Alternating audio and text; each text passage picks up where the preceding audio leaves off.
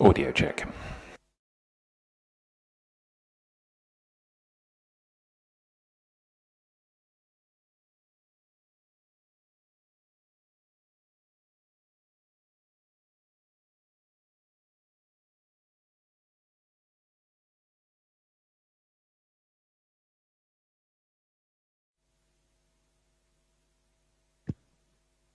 Audio check.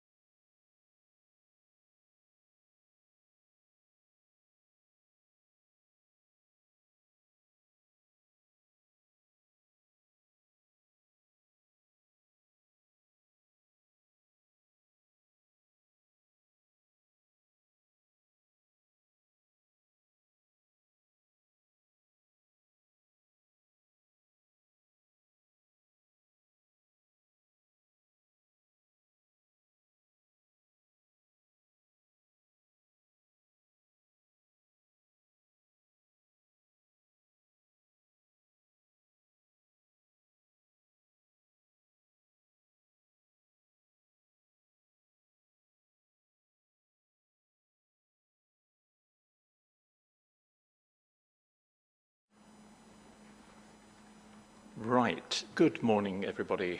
Resume the inquiry. Just before we turn to the cross-examination, just a few housekeeping matters, which I'll raise now rather than doing it at the end of today's session when everyone will be desperate to get away. One matter which I think is still outstanding, when we were dealing with the highways matters, there was some discussion about information which had been requested by the council of the appellant, and I think it was going to start with the council that you were going to put a note together, and obviously the appellant would respond. Are we still on that? We are, sir.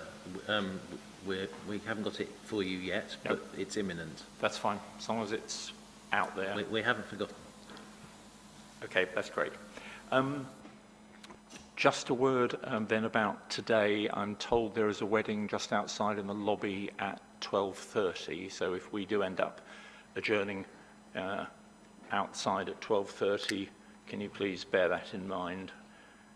I don't think we've got any wedding photos yet, but there's going to be a first. The other thing to mention, and I'm conscious that by no means everybody who will be here next week is here today, but we've been looking at the timetable for next week, which is the Greenbelt and Landscape Week, and importantly on the Thursday we've got what I suspect will be a very full day of underrepresented local residents.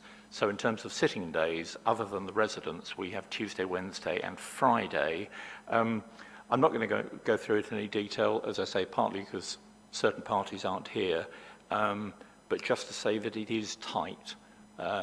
Not, I think, desperately tight, but I will be asking on the Tuesday morning for updated time estimates. Not as tight as I thought this week was going to be, and we're obviously going to make that, but just a sort of warning that I will be having a look at that first thing on the Tuesday.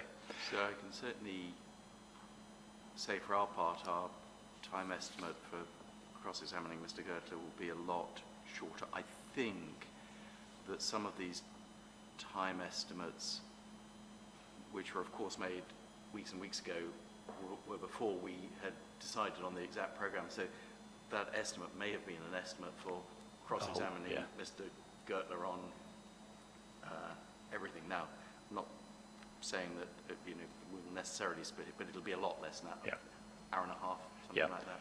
I'm not worrying at the moment because experience shows that inquiries always speed up as they go along, simply because we've cut a lot of matters.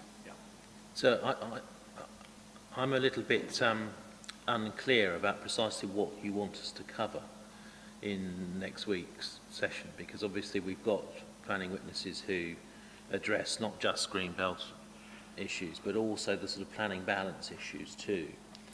And indeed the approach to take to policy, which is obviously a matter of law anyway. It would certainly help me to understand whether you would find evidence on the approach to take to policy useful, or whether evidence on striking the balance is useful, or either you prefer those to be addressed in submission. That is a very good question. Bear with me just one second. I'm happy to leave it with you to think about, obviously, but I don't want to bounce you into anything. And the reason that I'm pausing is that I don't have, just at the moment, the draft programme for the rest of the inquiry in front of me, but I now do have. Right, it's a very good point. Next week, and indeed the week after, as with so many topics at this inquiry, there's a considerable overlap. So next week, we're dealing with Greenbelt and landscape, appreciating that Greenbelt is not a landscape designation, but there it is. It's got to go somewhere, and that seemed an appropriate place to put it. So it's Greenbelt and landscape next week.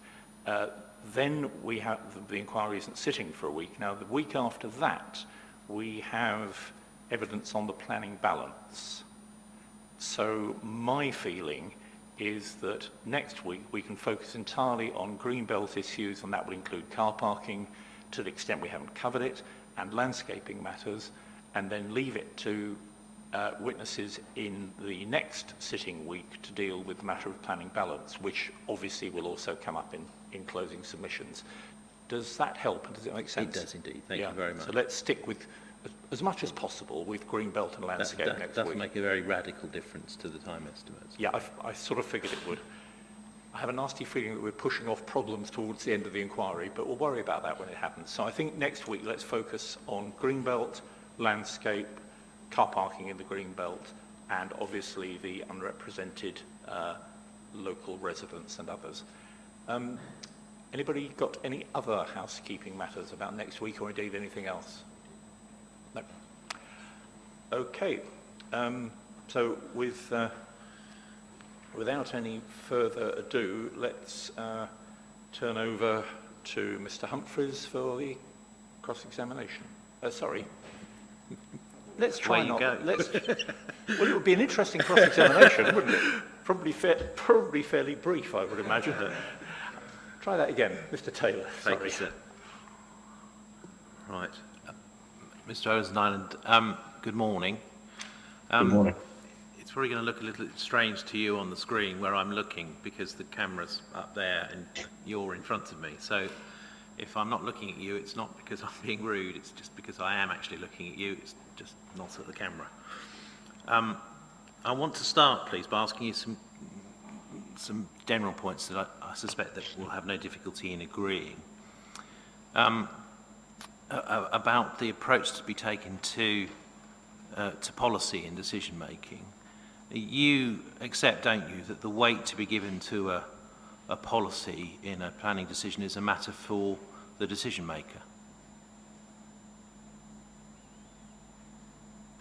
I'm not sure I can answer that.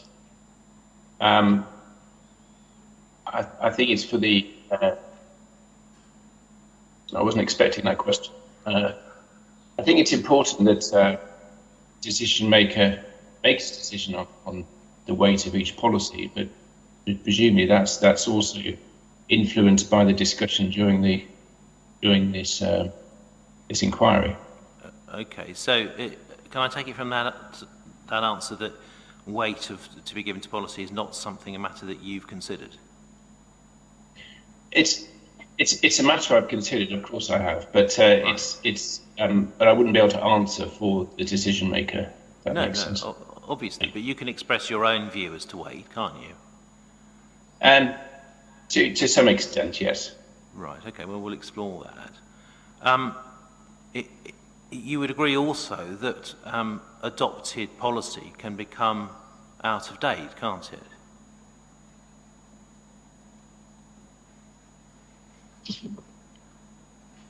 That, I believe, was discussed yesterday. My understanding is that policy becomes out of date when it's determined to be out of date, and that's determined by I understand, the Secretary of State. Right. So when you've considered weight to be given to policy in your evidence, you haven't considered whether it's out of date or not. Is that what I'm to take from that answer? Well, I've taken the view that unless told it's out of date, I've assumed it is. Right. So you've not undertaken any exercise yourself to establish whether policies you're looking at are up to date or out of date? Not implicitly, no. Okay. Sorry, not explicitly. All right. Would you agree that if a policy is out of date, then the decision maker in a planning decision should give it less weight? I think if it's been established as being out of date, then of course it carries less weight. Right. Okay.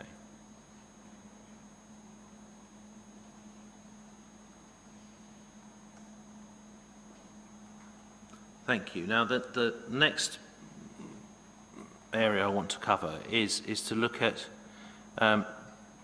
things that happened since officers advised members on the planning application in relation to matters regarding climate change. And there are, I think, 3 short points I want to explore with you. The first is that the CCC produced an update to Parliament in June 2020, so just after consideration by members. We've got that document at CD 917. It's CD 917, and I want to take you in that document to, which is headed Reducing UK Emissions Progress Report to Parliament, page 22, please. Yeah, just with me.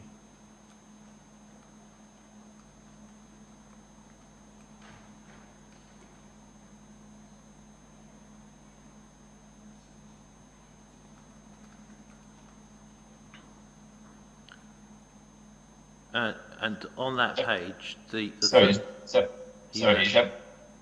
PDF page 22? PDF page 22, yes. I'll be giving you the PDF pages rather than the document pages. No, I should have said. I just didn't remember the page number. Okay, so this is, there's bullet points on the page, and the first bullet point is energy supply. It's the third one down I'm interested in, where the CCC are setting out their views to government. International aviation and shipping should be formally included in UK climate targets when the 6th carbon budget is set, and net zero plans should be delivered. And then we see aviation represented 8% of 2019 emissions. A policy framework is needed to achieve net zero emissions by 2050, including demand-side measures, efficiency and low-carbon fuels, with residual emissions offset by verifiable removals. The UK's airport capacity strategy should be reviewed in light of the net zero target. Action is also needed on non-CO2 warming effects from aviation. You see that? So we can see there that the CCC is advising very shortly after officers have advised that international aviation and shipping should be included within the UK climate targets. Yes? Yes. And we see that their advice also is that a new policy framework is needed to achieve net zero emissions by 2050. We can see that too, can't we? That's the CCC advice, yes. Yeah. And we can see also they are saying that the airport capacity strategy should be reviewed as well. We can see that too, can't we? Yes. And we can also see that the policy framework that they're suggesting includes a suite of measures relating to demand-side measures, efficiency, low-carbon fuels, and verifiable removals, can't we?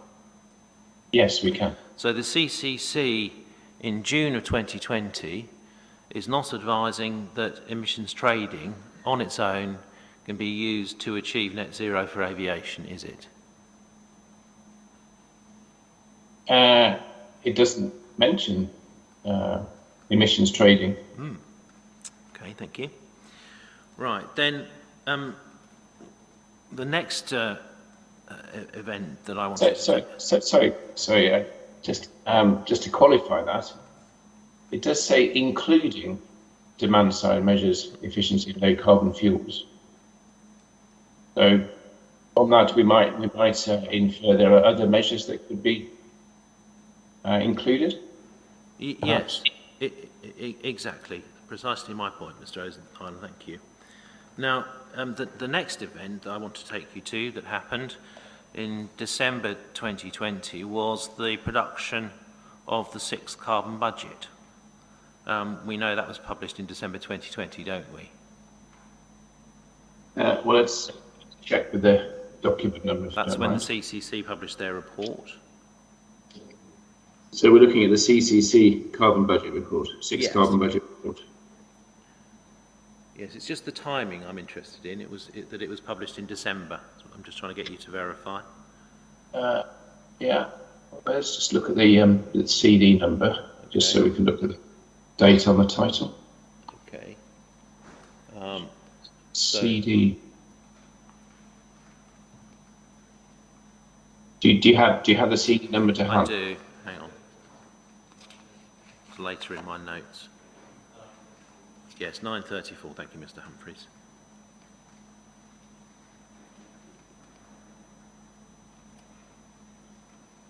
It says at the top, December 2020 on the front page. Yes, just loading up. Right, just loading up. And then the government considers that report, and on the 20th of April 2021, it accepted the CCC's recommendation for the overall target for the sixth carbon budget period, and the government also confirmed that international aviation was to be included in the UK targets. That's right, isn't it? Correct, yeah. Yeah. So from that, we can see that when officers provided their advice to members, considering the implications of a grant of planning permission for climate change, they did not provide any advice regarding the attainment of the sixth carbon budget target, did they? Because it hadn't been adopted. That's correct. So their advice was based on the policies and the regulations and legislation relevant at the time. Yeah, and officers also didn't provide advice to members on the basis that international aviation was to be included in the UK targets, did they? In terms of formally included, no, that's correct. Right, thank you. All right, I want to move from there, please, and take you to Aviation 2050, which you referred to in your evidence in chief yesterday. We've got that as CD 6.5, and I'd like to take you to page 76 of the PDF, please, paragraph 396. So page 76, paragraph 3.96. Bear with me.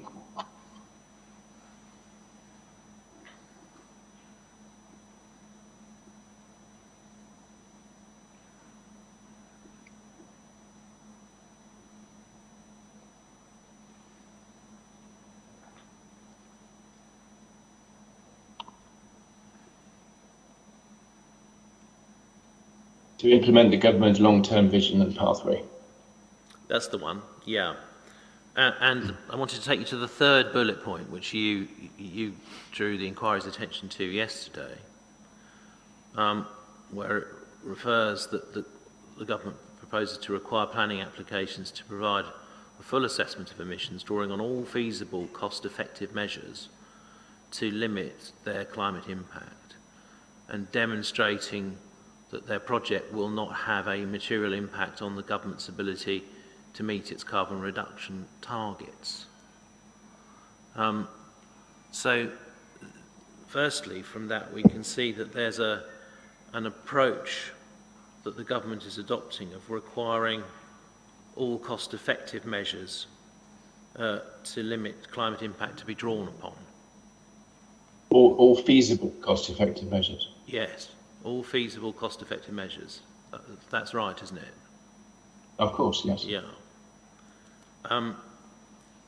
And we also see that what is needed to be demonstrated is that a project will not have a material impact on the government's ability to meet its carbon reduction targets. Sorry, interrupted.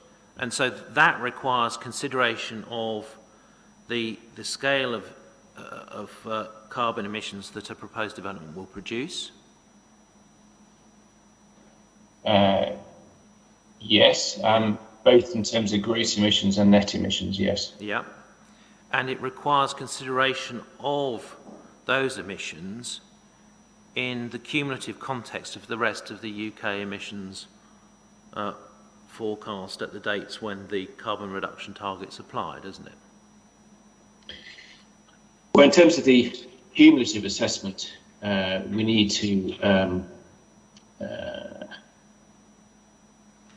we need to take a reasonable assumption, and presumably cumulative impacts is something we'll pick up on later. But yes, in the context of this, yes, that's correct. Okay, and the targets that we're talking about, we require consideration of that cumulative context of the rest of the UK emissions for the sixth carbon budget period in terms of the timing, yeah?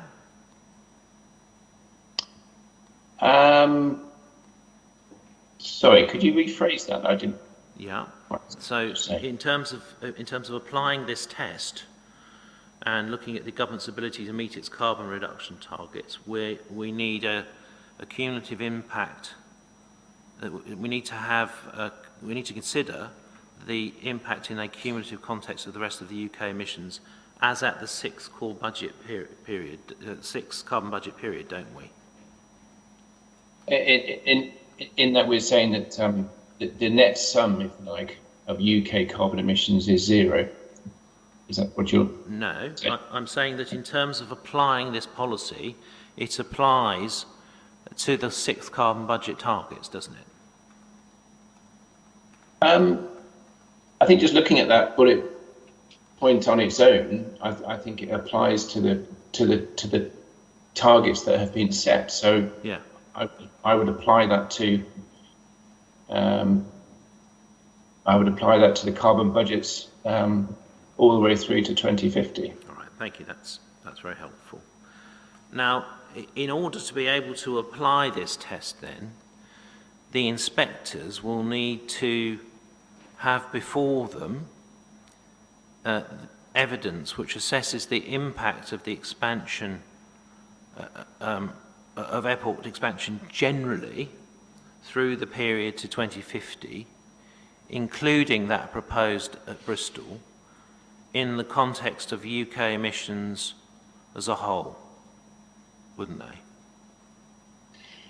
It has to make an assessment of that, but it's not reasonable, I don't think, for an individual applicant to calculate all of the emissions from all of the developments in the UK up to and including 2050. That would not be a reasonable assessment. A reasonable assessment. The only body that can carry out that sort of assessment, Mr. Osentyland, I'm sure you'll agree, is central government. Correct.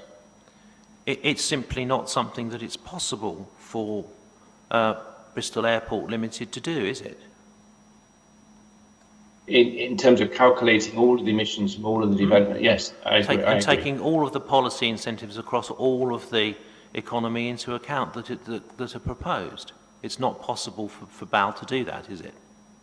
No, it's not. It has to rely on the government's policies and the government's regulations present at the time, including, for example, the requirement on the Secretary of State to comply with and achieve the carbon budgets and carbon net zero. Yeah, and that assessment process is not something the inspectors can do either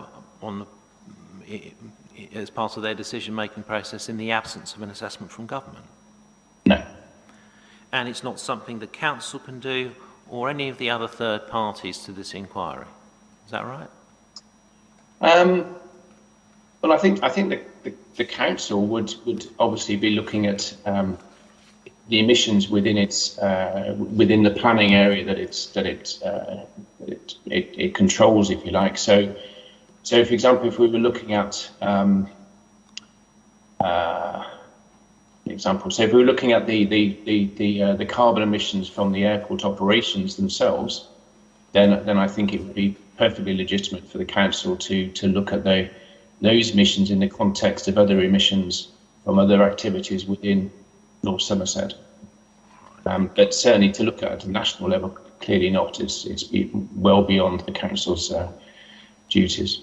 Thank you. Now, if it's the case that the inspectors don't have an assessment from central government which assesses the impact of airport expansion, including that proposed at Bristol, in the cumulative context of UK emissions through to 2050, then the policy test that we're looking at on the screen now in Aviation 2050 cannot be passed, can it? Well, does the application impede or prevent? Does it prevent the government, or does it materially impact the ability of the government to achieve the policy? That's the test, isn't it? No, we can see the test is that it has to be demonstrated that their project, that's to say the airport's project, will not have a material impact on the government's ability to meet its carbon reduction targets. You've agreed with me that you have to have regard to the cumulative context of UK emissions through to 2050. You've agreed that that can only be done by central government. And so my point is a simple one, that if the inspectors do not have an assessment from central government which assesses the impact of airport expansion, including that proposed at Bristol in the cumulative context of the UK emissions through to 2050, then it cannot be demonstrated that Bristol Airport expansion will not have a material impact on the government's ability to meet its carbon reduction targets. That's right, isn't it? That is right, and that's why in the Jet Zero consultation, the proposed expansion from 10 to 12 MPPPA at Bristol was included in DFT's analysis. Right. Okay. Well, we'll come on to Jet Zero. Don't worry. But just to follow up that last question, if that policy test that we've got in front of us is not passed, then the inspectors would be bound to conclude that the expansion of Bristol Airport is contrary to national aviation policy, wouldn't they? Yes, yes, that's correct. So that's the second test of significance that I've used, and that's a test of significance that Dr. Hinnels and I agree on. Okay, I want to turn next to look at making best use of existing runways, which we've got as CD 6.4, I think. So if you can.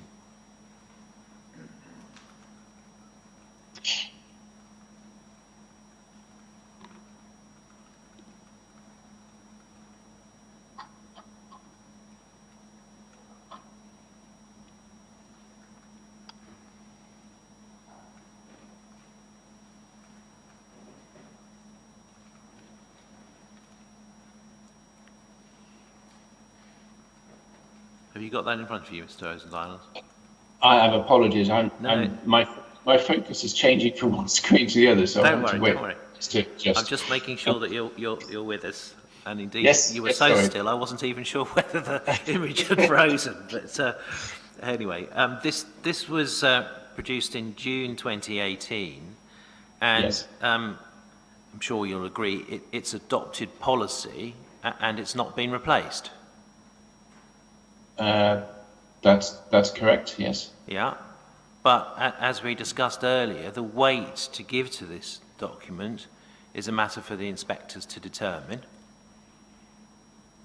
I think different people in the inquiry can present their opinions, yes, of course, but yes, ultimately it's for the inspector to decide. All right, let's go to a paragraph that you took us to yesterday. Page 6 of the PDF, please, paragraph 1.11. Yeah. Yep. We can see that the government recognises that airports making the best use of their existing runways could lead to increased air traffic, which could increase carbon emissions. And it goes on at 1.12 to say we'll be using the aviation strategy to progress our wider policy towards tackling aviation carbon. However, to ensure that our policy is compatible with the UK's climate change commitments, we've used the DFT's aviation model to look at the impact of allowing all airports to make best use of their existing runway capacity. and we've tested this scenario against our published no expansion scenario and the Heathrow Airport Northwest Runway scheme option under the central demand case. So what we have that follows is an examination of whether the policy of allowing further airport expansion in MBU is compatible with the UK's climate change commitments. That's right, isn't it? Yes. And that was an assessment about compatibility with climate change commitments in place as at June 2018 when MBU was published. Which was 80% reduction, yes. Yes, thank you. And so, if we turn on, please, to to page 9 of the PDF and paragraph 1.25, we have the heading policy statement just above it. And we can see at 1.25 it says, as a result of the consultation and further analysis to ensure that future carbon emissions can be managed, government believes there is a case for airports making best, I think they should say, use of their existing runways across the whole of the UK. So the conclusion here is that the policy of making best use of existing runways can be followed is dependent upon the analysis that that policy approach is compatible with the climate change commitments in place in 2018. That's right, isn't it? Yes. And the test, as we've seen, was formulated against a planning assumption which was formulated by reference to attainment of the 80% carbon reduction target. No, I think what happened is that DFT looked at different, because it looked at a range of growth scenarios, and it tested those using two different assumptions regarding carbon emissions, and it demonstrated that MBU would be, would support meeting these carbon reduction commitments. Yes, as against a planning assumption of 37.5 million tonnes of CO2, as I understand it. That's right, isn't it? That's one of the, yes, I guess that's one of the. And that 37.5 million tonnes of CO2 figure is a figure that was identified by the CCC to attain the 80% carbon reduction target, wasn't it? Based on the CCC's assumption of how the wider economy would also be contributing to that carbon reduction. So it was a sort of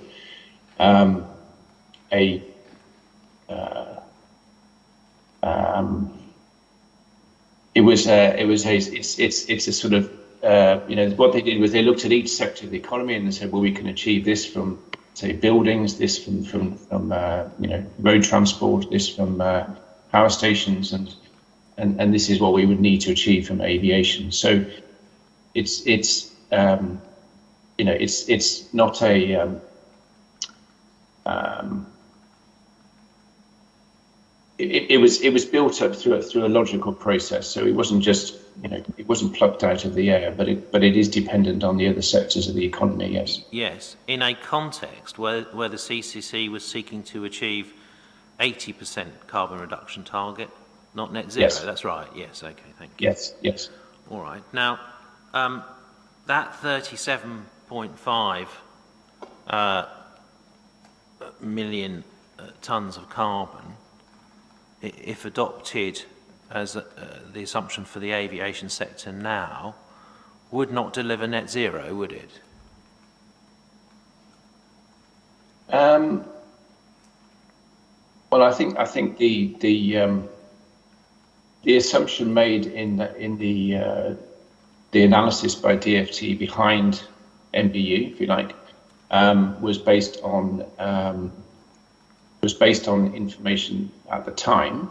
So but it was based on expected aircraft fuel efficiencies and carbon pricing at the time. So I think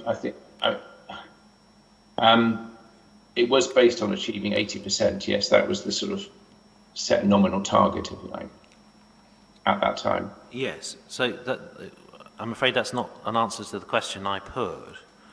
That if you adopted the 37.5 million tonnes of carbon planning assumption now, it wouldn't deliver net zero, would it?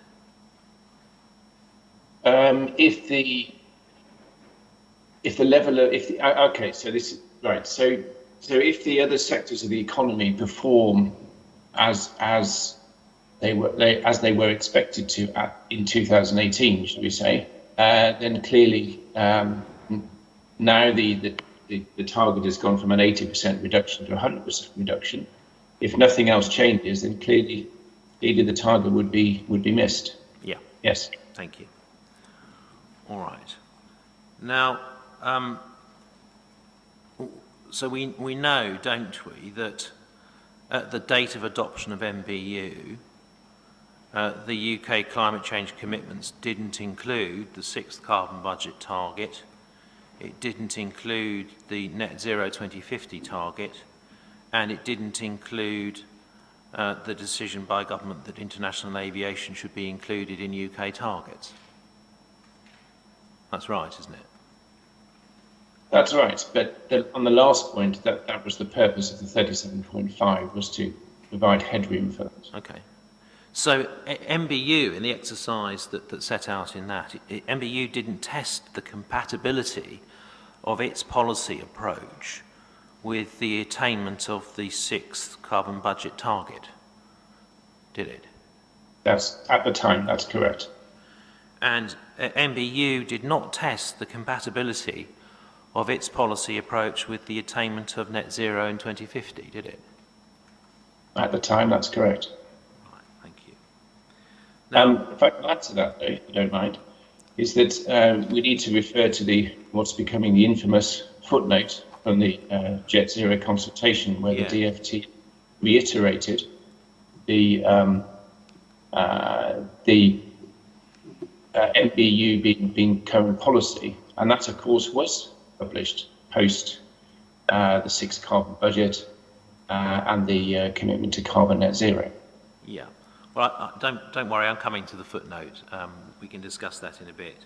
I just want to stick with what MBU actually does for the time being. And I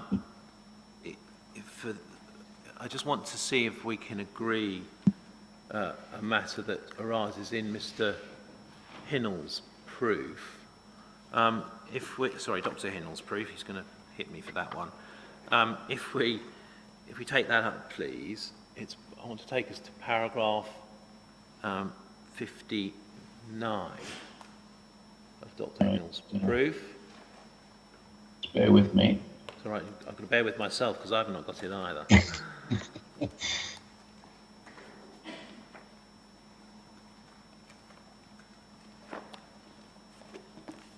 Right, I've got his proof open, yes. Thank you.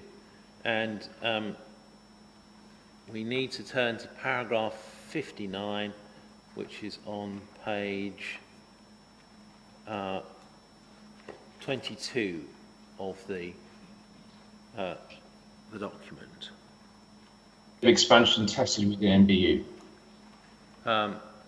It's paragraph 59, the scale of expansion tested, yeah, that part? Yes, yes. And he explains in his evidence here that the exercise undertaken assumed a scale of expansion which he says was relatively modest, and he explains that the tables 1 to 3 in MBU outline various increases, and he says that he's identified the assumptions from table 1 in terms of MPPA, we've got ATMs and also carbon.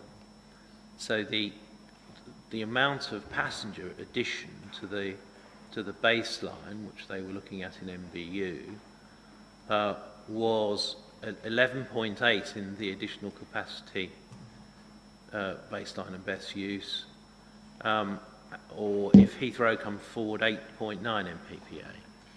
You agree those numbers, don't you? Yes, I'm sure Dr. Hinault has got those numbers correct.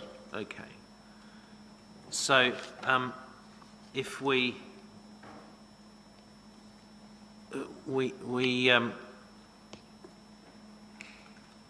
turn to your proof, you've got some numbers in your proof about the scale of expansion that is envisaged at other airports on page 47 of your proof, your table 4.3.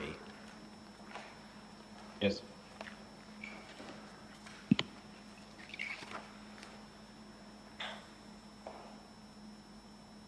Yes, I'm there, yes. Yeah. And just looking through these schemes, I just want to draw attention to what you say. We've got Stansted, which has been granted permission for 8 MPPA. We've got Southampton, which has been granted permission for an additional 1 MPPA. There's Leeds Bradford, which has conditional approval for 3 MPPA, but I think that approval's is the subject of an Article 31 direction by the Secretary of State, who's trying to decide whether or not to call it in. Are you aware of that? I'm aware. I wouldn't have known the precise legal definition, but yes, I'm aware of the situation. Yeah.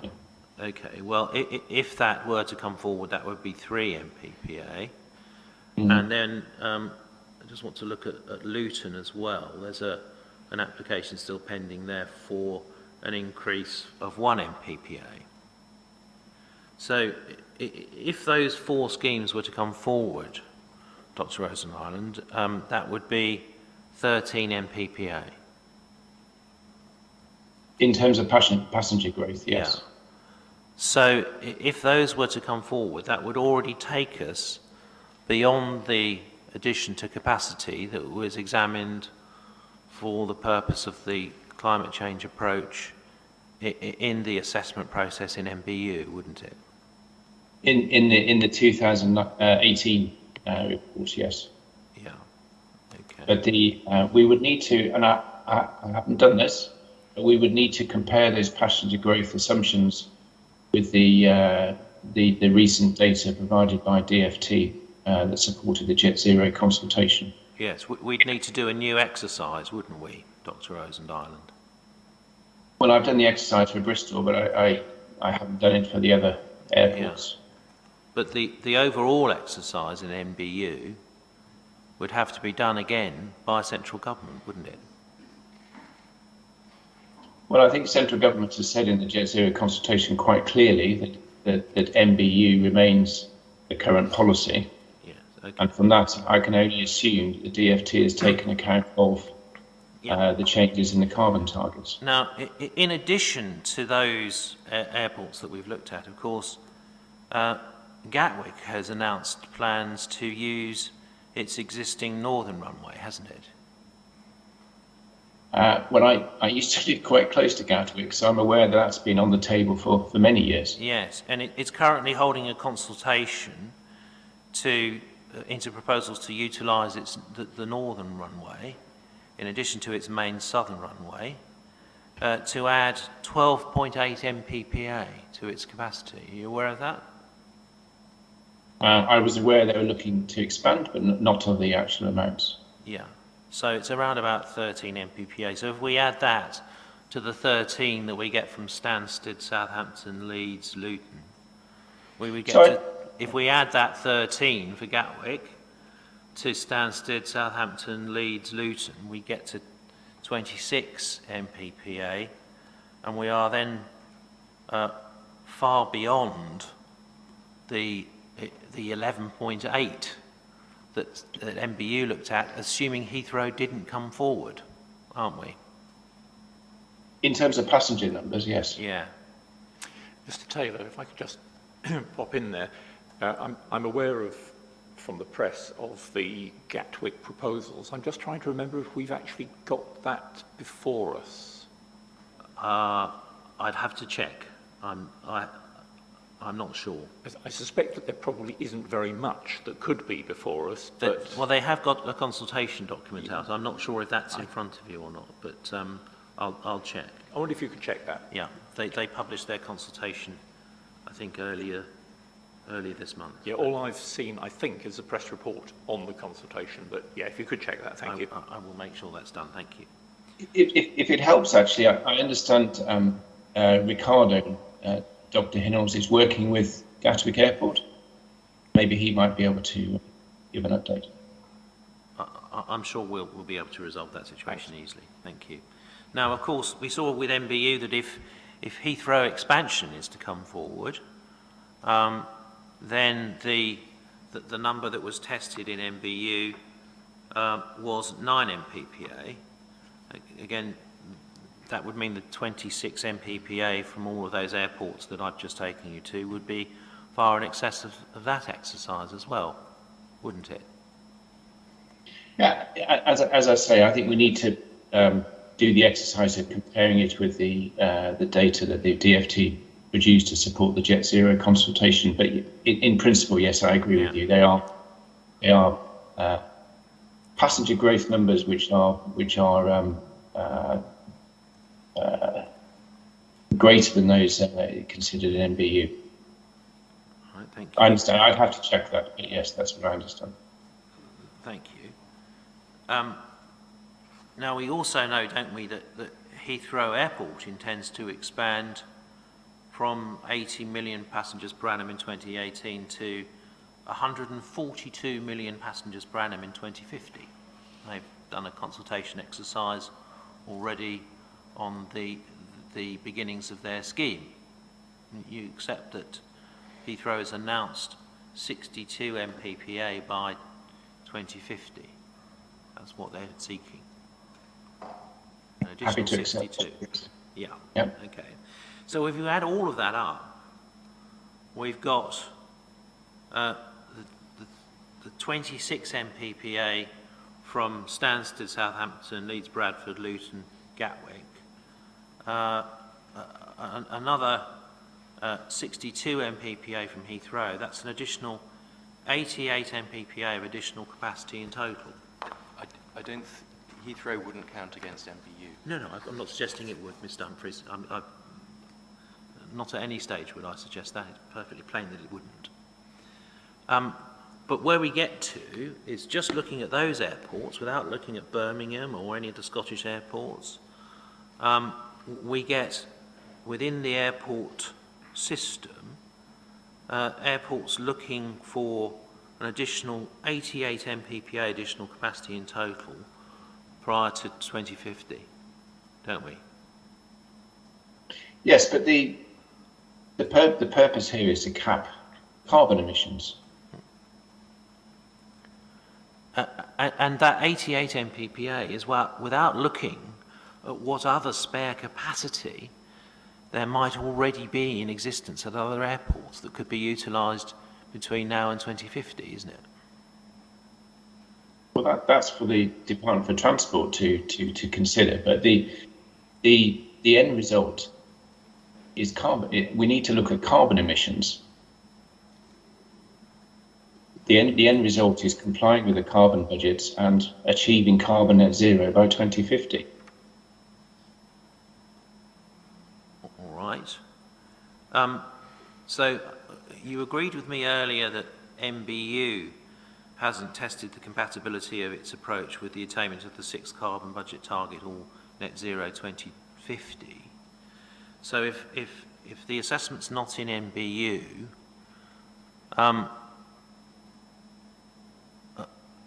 where is the concluded assessment by government before this inquiry which demonstrates that the policy to support further airport expansion contained in MBU is compatible with ensuring the achievement of the 6th carbon budget? Well, Now we need to go to the footnote, don't we? So the government has very recently, or the DfT has very recently reconfirmed that MBU remains is extant, and we have to assume that the DfT has made that statement, knowing that there have been the changes, well, has been the sixth carbon budget and the commitment to carbon net zero. Indeed, in the decarbonising transport plan or policy, the government makes it very clear that it is committed to carbon net zero in the aviation sector. All right, I'll put it a different way.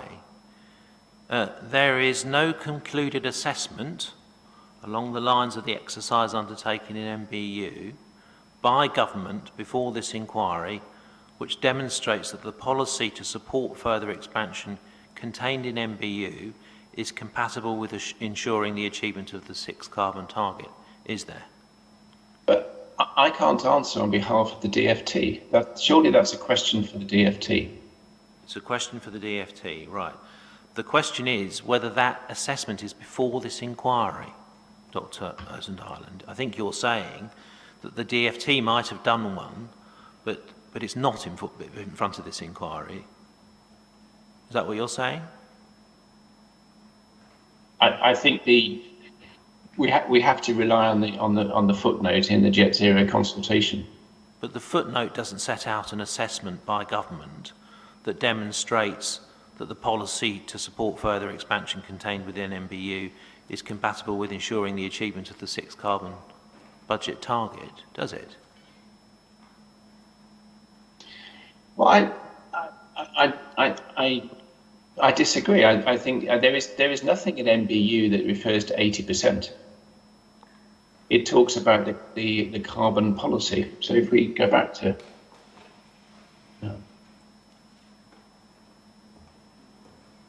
MBU. Well, no. Let's stick with the question, Dr. Ireland. I asked you. I think you ought to let him. I just want to get an answer to my question, Mr. Humphreys, if you wouldn't mind.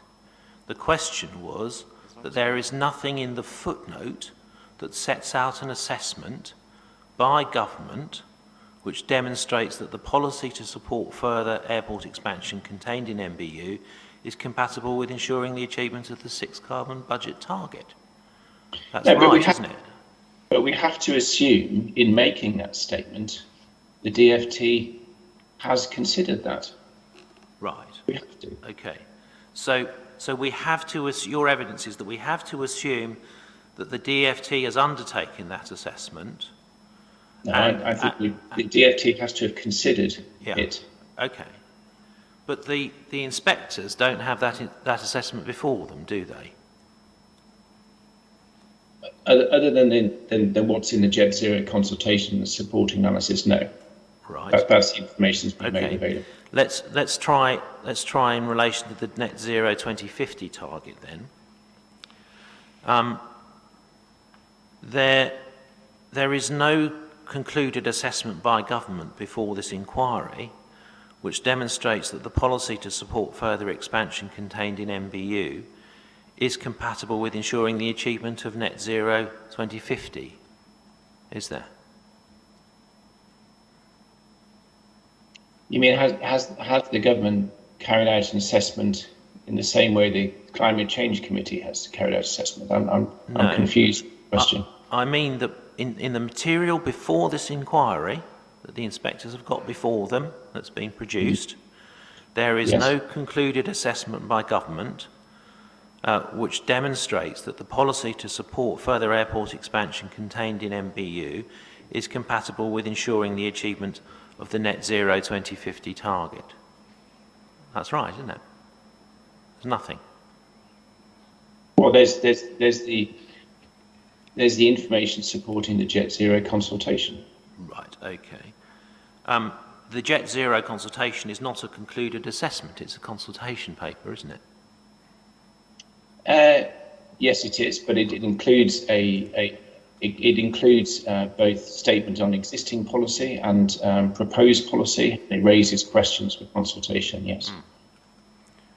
Okay. Well, I'll come on to explore that. But my question was about a concluded assessment. it is right, isn't it, that there is no concluded assessment by central government before this inquiry which demonstrates that the policy in MBU is compatible with the attainment of net zero 2050.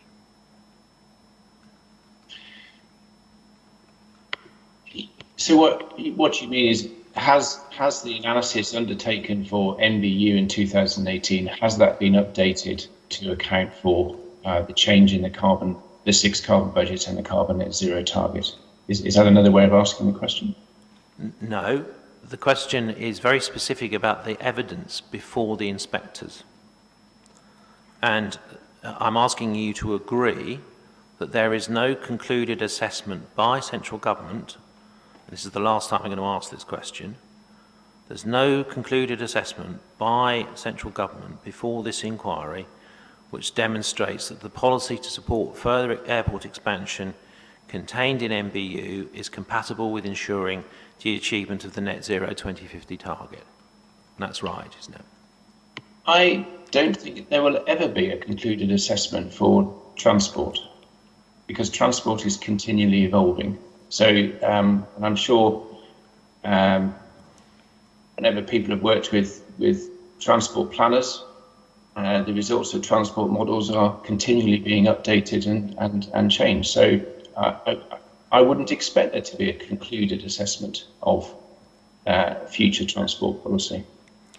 If there is no concluded assessment before this inquiry, which demonstrates that the policy to support further airport expansion contained in MBU is compatible with ensuring the achievement of the 6th carbon budget target or the net zero 2050 target, you would agree, wouldn't you, that the policy support in MBU must be seen to be out of date?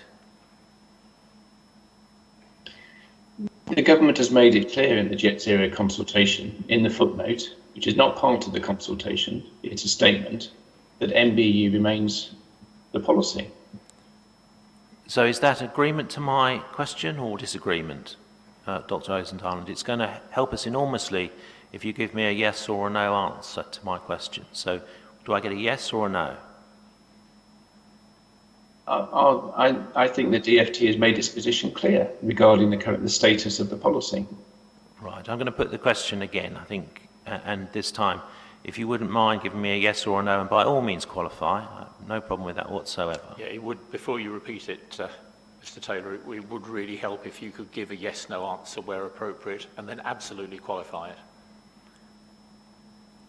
it. The question was this: if the inspectors were to conclude that there's no evidence to support the view that the policy support set out in MBU is compatible with ensuring the attainment of the 6th carbon budget or net zero 2050, you would agree, wouldn't you, that the policy support in MBU is out of date?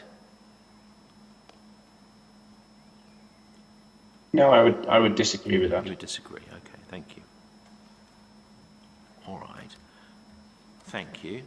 Now let's look at some of the more recent information we've got that addresses MBU. First of all, please, can we look at the statement by Grant Shapps once after the Court of Appeal decision in the Heathrow litigation. We've got this at CD 9.131.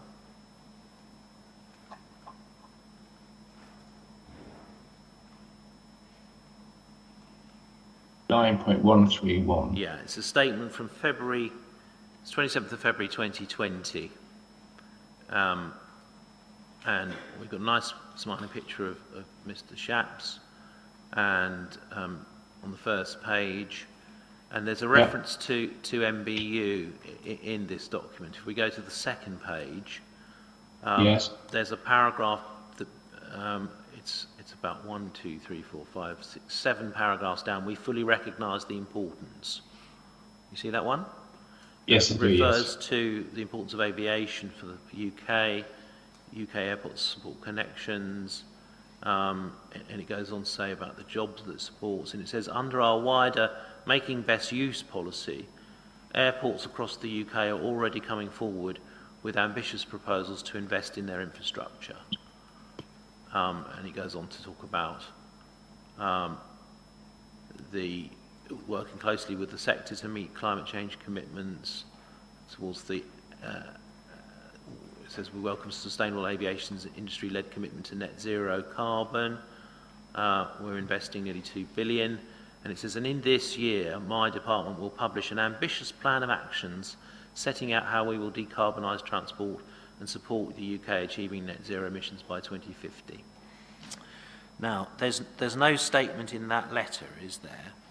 There's no words there in which Mr. Schaap says that he considers MBU to be up to date. No, but that predates the Jet Zero consultation. Yeah.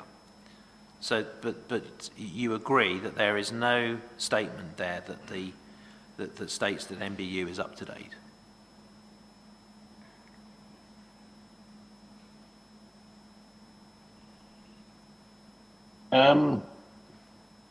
Well, it doesn't say it isn't. Right. There's nothing in that statement which explains that the government has already assessed the policy approach in MBU and considers it to be compatible with ensuring the attainment of the 6 carbon budget targets or net zero 2050 targets, is there? Well, we are committed to working closely with the sector to meet our climate change commitments. Yes. I'll put the question again. There is nothing in that statement which states that the government has assessed the policy approach in NBU and considers that it's compatible with ensuring attainment of 6 carbon budget targets or net zero 2050 targets, is there? Not explicitly, no. Okay. Now, next I want to take you to the Stansted decision letter, please, which is CD 613.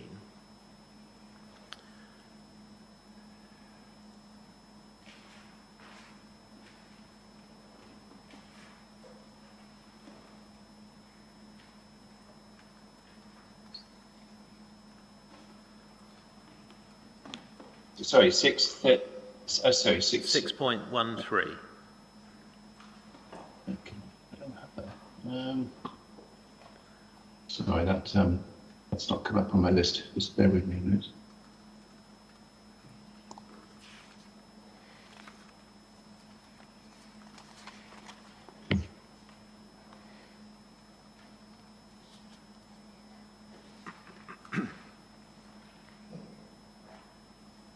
Apologies.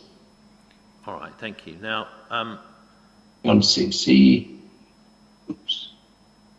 if we turn to... No, I'm still not there, sorry. You're still not there? Okay, don't worry. CD 6.13.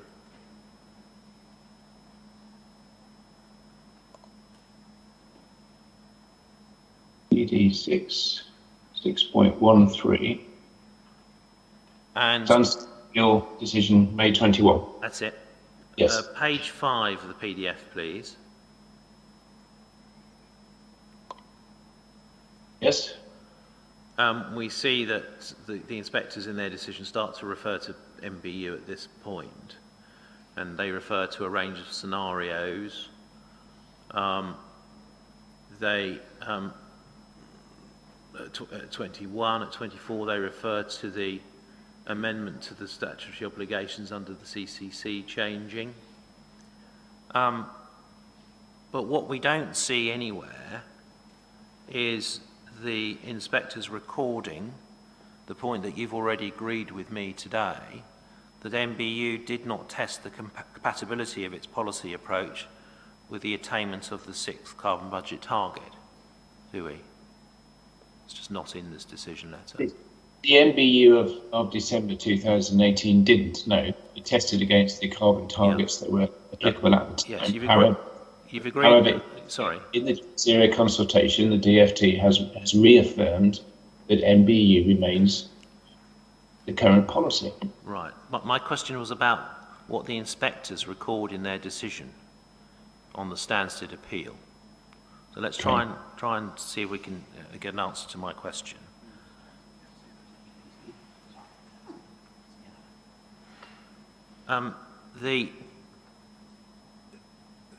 You agreed with me already, and you just did it again, that MBU did not test the compatibility of its policy approach with the attainment of the 6 carbon budget target.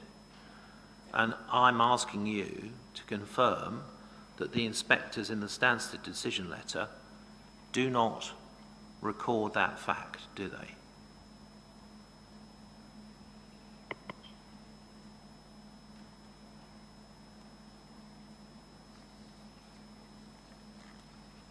Okay, so in paragraph 24, the inspector makes it very clear what you've just said. So I can see where the question comes from. But what it says then in the third sentence, notwithstanding these changes, MBU has remained government policy. Yes. So it clearly says that MBU was based on looking at the target of 80% reduction. And obviously that target's now changed to 100% reduction. And then it clearly says, notwithstanding these changes, MBU has remained government policy. And that's been reconfirmed by the DfT in the footnote in the Jet Zero consultation. It says all of that, but nowhere in this decision letter do the inspectors record the fact that MBU did not test the compatibility of its policy approach with the attainment of the 6 carbon budget target. It's just not in here, is it? I just think this is a question for DfT. No, it's actually a question for you. Sorry, I've been quite patient. The questions that are being asked are really quite specific, and I'm more than happy to hear qualified answers, but it really, really does help me a lot if you can focus on the initial question. And this particular question, it's really simply a matter of saying, well, in this document, is there a particular reference? Now, by all means qualified, as indeed you have done, but it would help me if I got a straight answer to that. I apologise, sir. It's okay. The answer is no, there is no specific statement in this document. Thanks. And similarly, the inspectors in this decision do not record the fact that you've already agreed with me today that MBU did not test the compatibility of its policy approach with the attainment of net zero 2050. No, in the 2018 document, no, it didn't. And so those two factors were not taken into account by the inspectors when determining the weight to be given to MBU.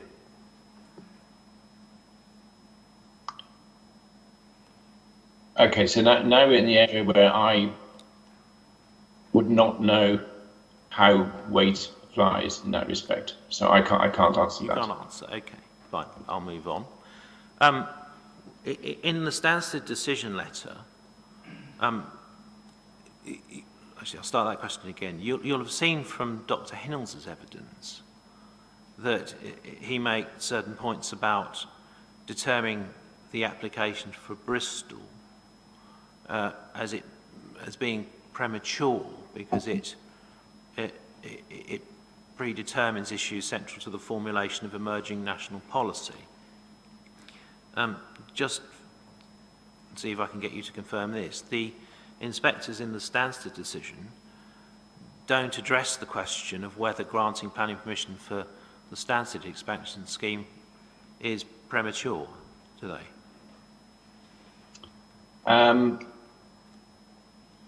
I haven't seen that, no. No. Okay. Thank you. I want to move on, please, to CD 9.16, which is decarbonising transport. Oh,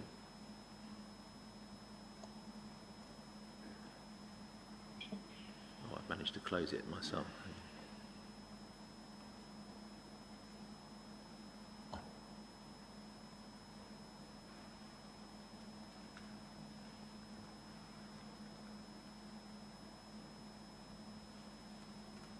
Now, I think I'm right in saying that there's no reference to MBU in this document. Sorry, let me, we're on CD. 916.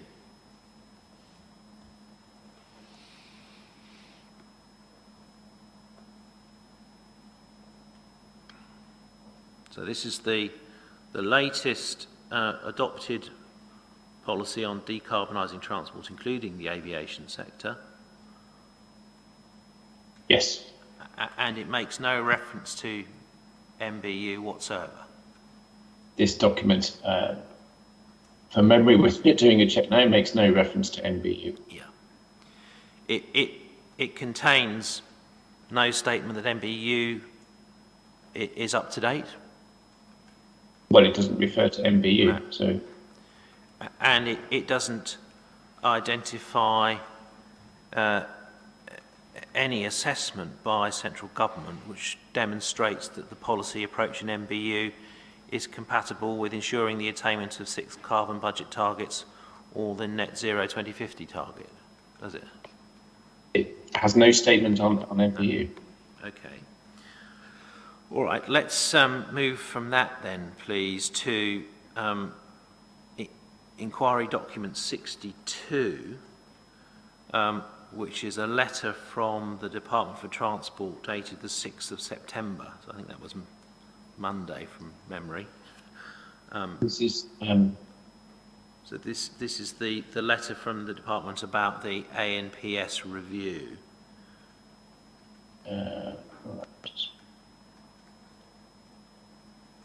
So it's in the section of the website for the documents submitted during the inquiry.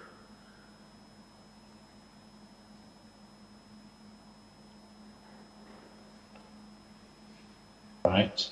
Okay, and so Okay. which? Yep. And the number was INQ 62. So it's the penultimate one from the bottom, I think, on the website. Thank you very much. Yes.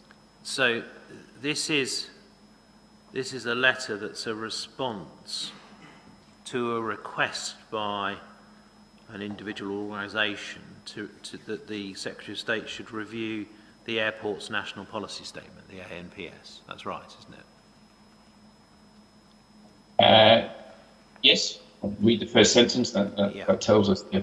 And Yes. and we can see that in the second sentence, Secretary of State's carefully considered all review requests in accordance with the requirements of the Planning Act, and this letter communicates his decision, and he refers to having taken account of the factors in sections 6.3 and 4 of the Planning Act 2008, section 10.2 objective.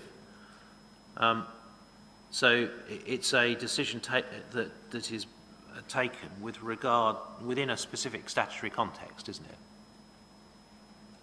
Yes, this was. I think this was discussed yesterday, wasn't it? Yeah. And, I think we yes. discovered that we didn't have the Planning Act in front of us, but which might hamper us somewhat this morning, but we'll see how we go. Section 6.3 of the 2008 Act says that in deciding when to review a national policy statement, the Secretary of State must consider whether, and then there are 3 criteria. The first is whether, since the time when the statement was first published, there's been a significant change in any circumstances on the basis of which any of the policy set out in the statement was decided.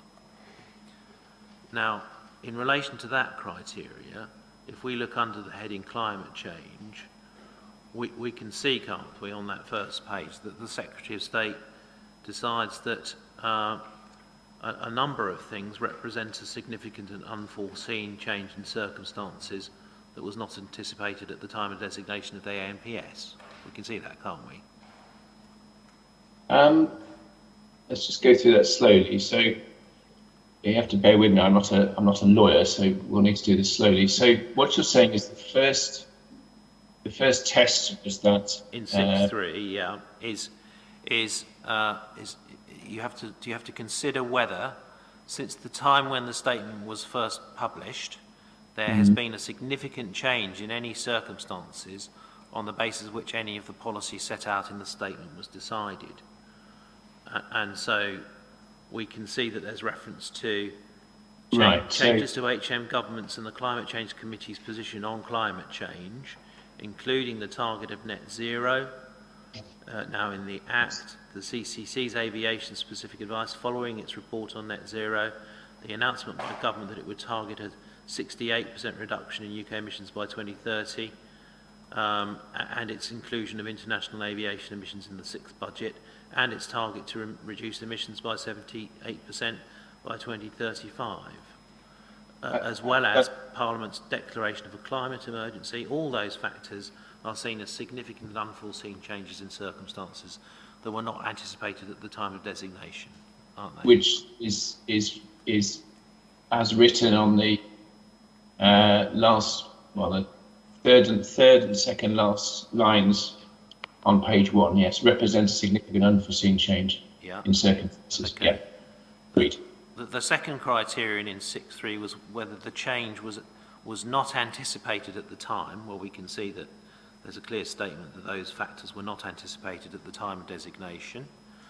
The third factor in section 6.3, subsection C, subparagraph C, is whether if the change had been anticipated at that time, that's to say at the time of designation, any of the policies set out in the statement would have been materially different. So that's the question, the last question that's asked. Okay. Is whether, if the change had been anticipated at the time of designation, any of the policies set out in the statement would have been materially different. Now, which is, I think he answers that with the last sentence on that page. However, he considered this not possible to conclude properly, that would have been materially different. I think that's yes, that any of the policies set out would have been materially different had these circumstances been anticipated at the time of designation. So what we can note is that the decision whether to review does not involve determining whether the policy is out of date, does it? I think we're in an area that I feel is out of my depth, and it would be a legal discussion, I think. The focus of this letter is on a different question, which requires a decision that the existing policy would have been different if the change of circumstances had been anticipated. That's a different question to whether a policy is out of date or not, isn't it? So can you repeat that? I'm sorry, can you just repeat that question? The focus of this decision is on a different question. It focuses on a decision whether existing policy would be different if the change in circumstances had been anticipated at the date of designation, not whether existing policy is up to date. Okay, so do you mind asking that again, but specifying which decision? Is it the decision in the letter or the decision the decision being taken in this letter? Yes. Is one which focuses on a different question. It focuses on whether the existing policy in the ANPS would be different if the change of circumstances that's identified had been anticipated, and that is a different question from whether or not policy is up to date. That's right, isn't it? I have to take your word for it. Right, okay. Where the Secretary of State says it's not possible to conclude properly that any of the policies set out in the ANPS would have been materially different had these circumstances been anticipated at the time of the designation, but what is being said is, in effect, is this. Firstly, I'm not sure it would have been different, but the Secretary of State is not to be taken as saying that the policy would have been the same. That's right, isn't it?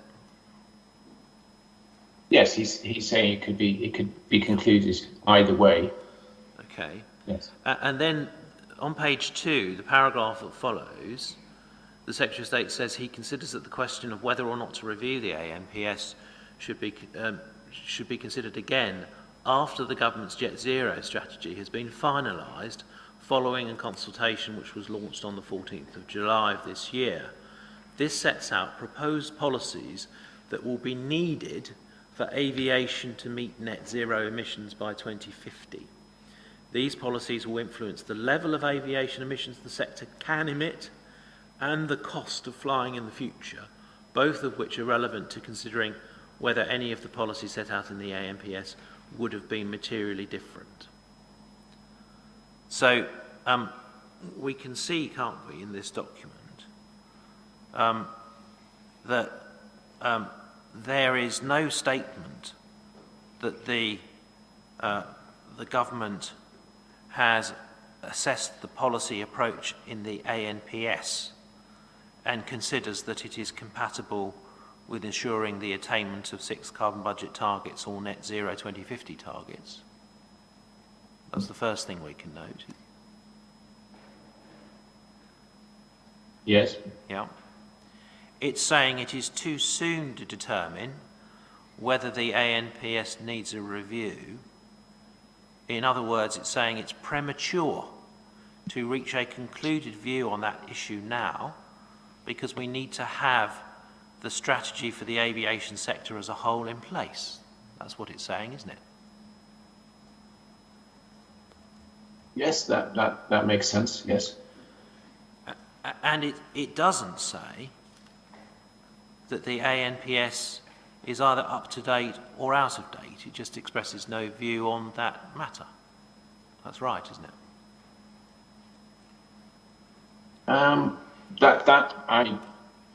It doesn't say it's out of date. Yes, and it doesn't say it's up to date, does it?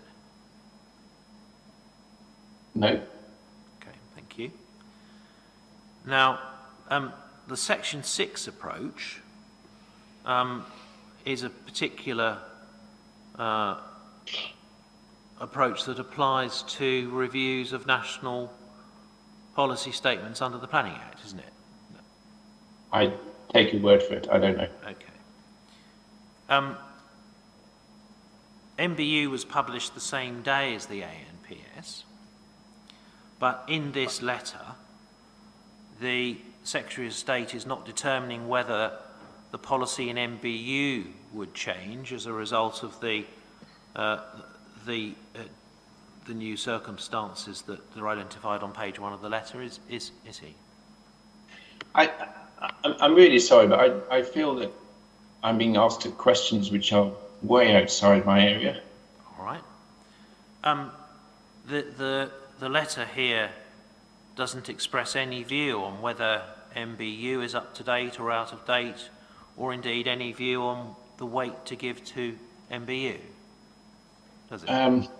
But I'd have to read the letter carefully, but it's referring to Airport's national policy statement. Whether it makes any reference to MBU, I would have to check, but just scanning through, actually it does, page 4 refers to MBU. So it refers to MBU on pages 4. So what was the question again? On page 4, yeah, okay.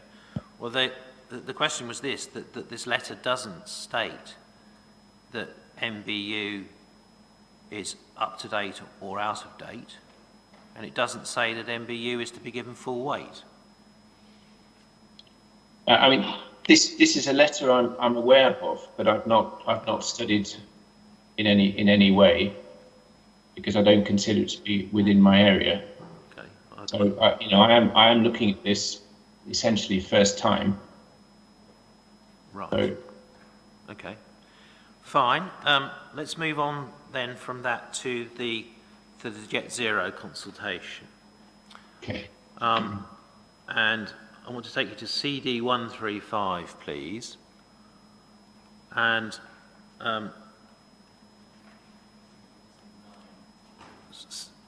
CD 9.135, yes, sorry. And I want to take you to page 51.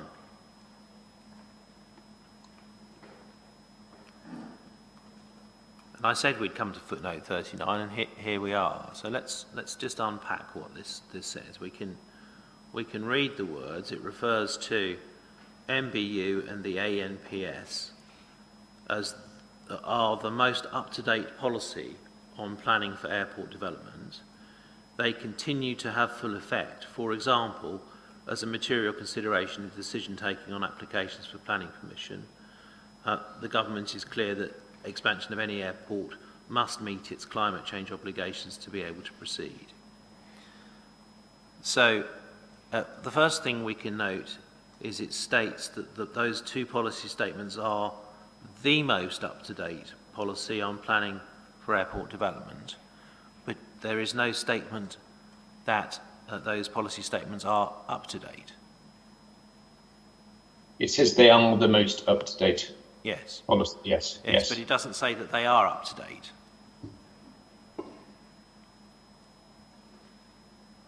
It doesn't say that, no. It does say that it continue to have full effect. Yes. And then the example is given that they have full effect as a material consideration in decision-taking. It's perfectly possible in planning, isn't it, to have a development plan, for example, which is the most up-to-date development plan document in an area, but which you have to take into account, but which is out of date. That's perfectly possible in planning, isn't it? I wonder if this is probably going beyond this witness's expertise. I'll move on and put a different point then, sir, if that's not fair. It states that these policy statements, including MBU, continue to have full effect. But that is not a statement as to the particular level of weight that has to be ascribed to those policy documents, is it?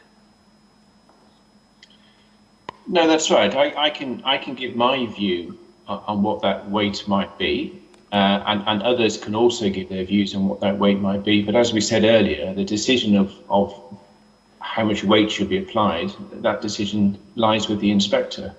Right. I mean, you may not know this, I don't know. I'm going to explore it, and if it's unfair, it's unfair. But there are examples that one can give where in policy the government wishes a particular factor to be given a particular level of weight. The policy says so. So, for example, the preservation of the openness of the Greenbelt is to be given significant weight, or the great weight that's given to the conservation of heritage significance, for example. Where... I think, sorry to intervene, I think the problem with a lot of this is that Dr. Austin-Ireland is a specialist in air quality and climate change. You know, he's set out the policy context for examining the emissions, you know, in an appropriate way. But you know, I've tried not to intervene, but I think with a number of these things, as he's indicating, we're going well beyond his level of expertise, and a debate as to weight and what has effect. You know, I'm just not sure that even if he gave the answer that Mr. Taylor wants, that it actually counts for anything. Yeah, I'm rather with Mr. Humphreys on this. I think we are going... It's one thing to take this witness to a particular document in his area of expertise and say, well, does it say X? But I think at the point that you're going on to weight, not really. I'm a bit confused because Dr. Austin-Ireland tried to take me to this paragraph before. All I'm doing, and he relies upon it. All I'm doing is exploring the extent to which you can. I'm good with going to the paragraph. Indeed, we all knew we were going there. Yeah. I think the problem is that you're trying to explore it with examples outside of the field of this particular witness. All right. I'll put a generalised point, and we'll see whether I can get an answer. Where government wants to ascribe a particular level of weight to a factor in policy, it says so in terms, Dr. Austin-Ireland, and it has not in footnote 39 of the Jet Zero consultation paper, has it? No, it hasn't. See, this is terms in terms of what level of weight is attached to the MB. I'm learning here, so yes. So there's a scale, presumably from light to heavy or similar. Right? So just to summarise, in all those documents that we've just been through, nowhere do we see government saying that. Sorry, start that again. We see that government is saying that MBU is current policy, don't we? Nowhere do we see the government saying... I'll put the question again. We do see government is saying that MBU is current policy. Yes. Yeah. But, and we see that they're saying that as current policy, it's to be given effect by taking it into account as a material consideration. Yes. But nowhere do we see government saying that MBU is up to date. Says it's the most up-to-date policy. Yes, we've explored that, but you agreed with me that that wasn't a statement that it was up to date. So, looking at that and the other documents I've taken to you to, nowhere do we see government saying that MBU is up to date. That's right, isn't it?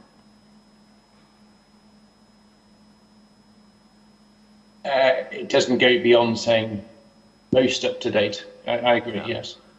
And nowhere do we see government saying that MBU must be given significant weight? I haven't seen any statement regarding weight, no. All right, thank you.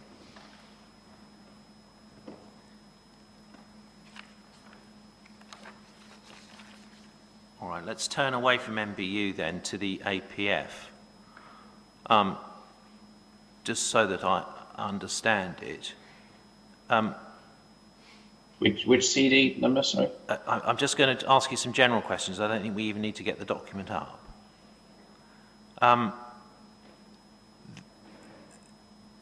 If the inspectors conclude that MBU is out of date, would you accept that they would also have to conclude that the support for airport expansion within the APF would be out of date?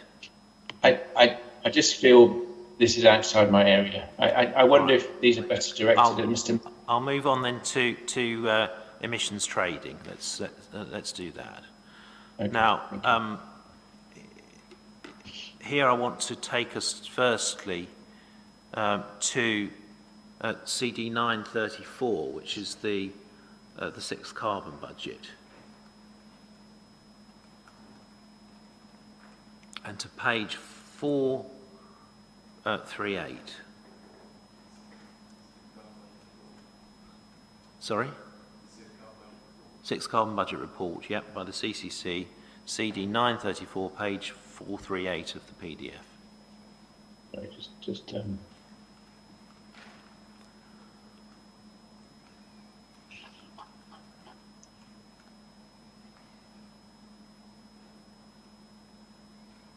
And at the very top of that page...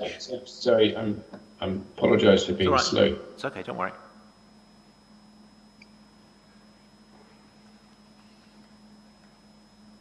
Right, page, sorry.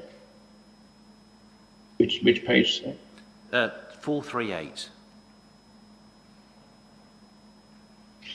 The one with the graph in, yeah? Figure 10.4. That's it, yeah. And it's the paragraph at the top. It says, as set out in our previous advice on the UK ETS, carbon trading and the resultant carbon price should be used as one policy lever within a wider policy package to drive emissions down. You see that? Yes, correct, yes. So I agree with that. The CCC, you agree with that? Okay, thank you. But we can see there then that the CCC has not considered utilising emissions trading as the sole measure to deliver net zero for any of the sectors, including the aviation sector.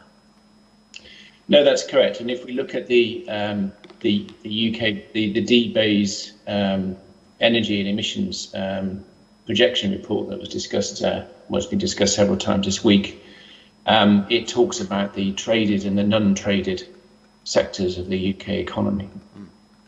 So evidently we cannot rely solely on the ETS to reduce UK emissions. Right, thank you. And indeed, we see that same approach pursued in the Jet Zero consultation. If we go to CD 136, which is the evidence and analysis document, so CD 9.136, page 7. Sorry, Page 7 of CD 9.136, sir. And it's paragraph 212 under the heading Markets and Removals, and we're looking at markets. Sorry, I've lost my... Okay. So it's CD 9... 9.136. Yes. And here we see, in the first sentence of 212, market-based economic measures will play an important part in reducing emissions from the aviation sector in a cost-effective way. There's no suggestion in the Jet Zero consultation that emissions trading can be relied upon of itself to deliver net zero for the aviation sector, is there? That's correct. And we know, don't we, that in the illustrative trajectories that the DFT produced, they included the impact of carbon trading in their assessments, didn't they? In terms of carbon pricing, yes. Yes. Thank you. But worth noting, I think, with the document that you recommended, or you highlighted yesterday for inclusion, the Climate Change Committee includes a basket of measures that would influence carbon price or ticket price. So I don't think there's any disagreement between what the DFT is proposing through the Jet Zero consultation and what the Climate Change Committee is proposing in terms of how carbon price or ticket price could be influenced. Okay. I just want to take you then on please, to another document that we got more recently. Yes, it's INQ 54, the Department for Business, Energy and Industrial Strategies Valuation of Greenhouse Gas Emissions for Policy Appraisal and Evaluation. Right, just INQ 54. Yeah. Yep. And in this document, I want to take you to page 11 hopefully. Yes. With figure 3 at the top. Figure 3 at the top, and it's the bottom paragraph that I wanted to take you to. Yes. Where DBOS say the UK ETS is an important mechanism to achieve the UK's climate goals. However, it's likely that additional measures in the sectors covered by the UK ETS will need to be taken to reach net zero. So, and it says, therefore, any emissions increase or savings resulting from policies, either traded or non-traded, should be considered and valued during appraisal. So we can see, of course, that aviation is covered by the UK ETS, isn't it? Yes. And so the DBEIS are not seeing emissions trading as the sole measure to reach net zero for the aviation sector either, are they? No, it's not. Okay. Now, it may be that I've misunderstood, but it was put to Dr. Hinnells that the emissions trading regime would be sufficient to deliver net zero. But you're disagreeing with that, if that is what was put, aren't you? I think it's a key measure, absolutely. But it's one of several measures that the government has available to. So the first point being is that the UK is committed to carbon net zero. In fact, indeed, the Secretary of State is required to meet carbon net zero, and the individual budgets. The emissions trading scheme is one mechanism. The Corsia scheme is another mechanism, and obviously there was discussion yesterday about how those two could work together. But there are other mechanisms as well. Some of those are listed by the Climate Change Committee, including fuel duty, VAT, air passenger duty, and the like. So, and indeed other policy options such as the government encouraging or providing investment to encourage the accelerated development of different decarbonisation technologies. The CCC, the DFT, and DBEIS, none of those bodies see emissions trading of itself as the sole solution for delivering net zero in the aviation sector. That's right, isn't it? I agree. Yeah. Yes. And you agree with them on that, don't you? Yes, it's not the sole measure, no. Okay. Now, if we go on in this document, please, to page 13,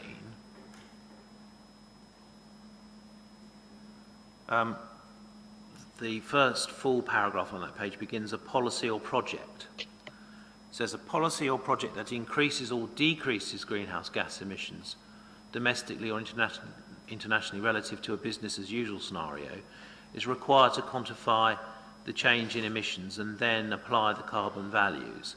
This calculation feeds into the overall cost-benefit analysis to be considered alongside other quantitative and qualitative evidence in the overall policy appraisal. The values should be considered as a guide to the carbon cost effectiveness of policies, but account should be taken of the inherent uncertainty involved in estimating.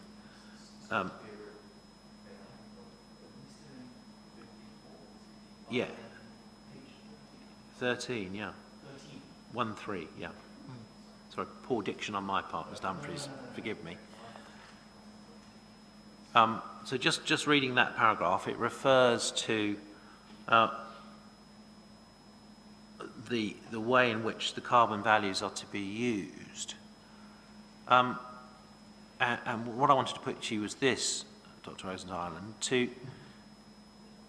to reflect the approach in this document to the valuation of greenhouse gas emissions,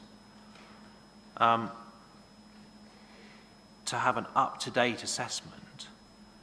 The Secretary of State, when determining the strategy going forward to deliver net zero in the aviation sector, would need an assessment founded upon these new carbon values, wouldn't he?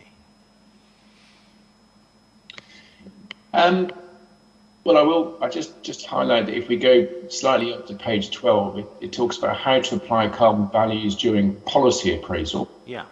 And I would also, I think at this point, we have to defer to there is a note, I believe, being prepared by the economists on these latest DBEIS social cost of carbon values, or however it's expressed. And I think it was Mr. Morehouse that said we should maybe halt any discussion on this until that note has been produced. Well, I'm just asking you whether for the Secretary of State to take an up-to-date view on when he comes to assess the strategy to adopt to achieve net zero for the aviation sector, that view would need to be informed by an assessment based upon these new carbon values that have come out from DBEIS. That's right, isn't it? That would be part of the policy of valuing the policy appraisal. Of course, it would be, yes. Yeah, okay. A part of the valuation. All right. And if we turn to page 11 of this document, the second full paragraph below the heading traded and non-traded carbon, this paragraph explains that currently the UK ETS covers power generation, energy-intensive industries and domestic aviation. To achieve the economy-wide decarbonisation required to meet our net zero goals in a cost-effective way, it's important that our decarbonisation strategy gives equal weight to emissions from the traded and non-traded sectors. Yes. Now, yes. So, sorry. Let me ask your question, if you don't mind. Sorry. That last sentence about giving equal weight to emissions from traded and non-traded sectors, that implies, doesn't it, that if traded emissions are below non-traded levels, the government will act to reduce available carbon credits in the ETS in order to lift the price of traded carbon. That's not how I read it. What I read it is that what's happening is that the proportion of UK carbon emissions from the traded sector is decreasing, and the proportion from the non-traded sector is increasing. And in fact, they're due to cross over very soon.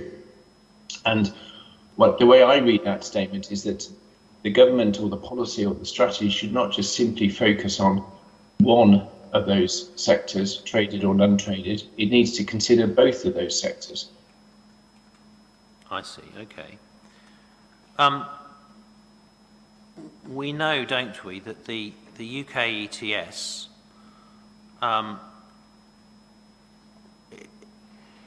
is to go through a planned consultation to align the UK ETS cap with a net zero trajectory. We know that's to come. There is consultation on the UK ETS, and that is one of the considerations, yes. Yeah.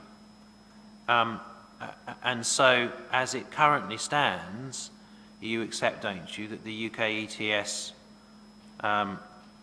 is not aligned with a net zero trajectory?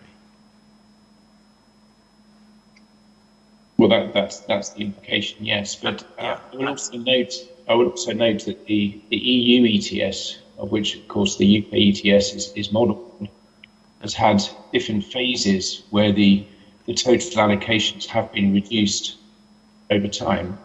So there is nothing stopping the UK government reducing the allocations in the UK ETS to align itself with carbon net zero. Yes, but that is a policy action to be undertaken in the future.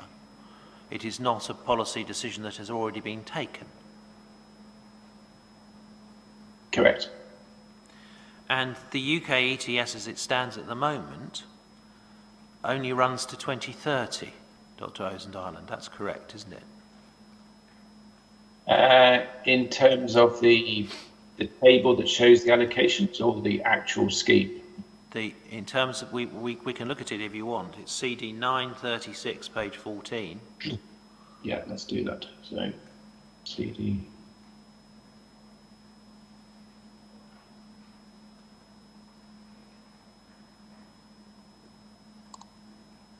CD 936, I think, is what I've got. Yes. Page 14. We've got the cap base for the scheme years, and it runs to 2030. Correct, yes. Yeah. So the UK ETS as it currently stands doesn't run to the 6th carbon budget period, nor indeed to 2050. I would have to reread the order to see if it says elsewhere if that indeed is the date that it finishes. But based on that table, yes, I agree. All right. And the UK ETS, as it currently stands, only applies to domestic flights and to flights to and from the EEA and flights to and from Gibraltar. That's right, isn't it? And some other, yes, essentially, yes. Okay, thank you. And you spoke yesterday in your evidence about the EU scheme and a sunset clause. The UK ETS has no sunset clause, does it? It doesn't, no. But in the explanatory memorandum that accompanies this order, the the statement is made that the UK government wishes the UK ETS to be aligned with the EU ETS as far as practicable. All right, thank you.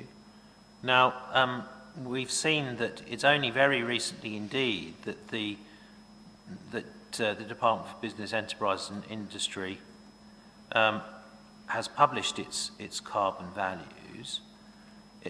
It's right, isn't it, that there is currently no concluded appraisal that we're aware of by central government which examines how far traded prices are likely to rise in the context of these new carbon values. I don't think the carbon values issued by DBAs are related to the carbon value that comes from the ETS. The UK ETS is based on the cost of mitigation, not on the cost of, not on the social cost. So I think they're different values. But again, I think we should wait for the notice that's coming out regarding this topic. All right.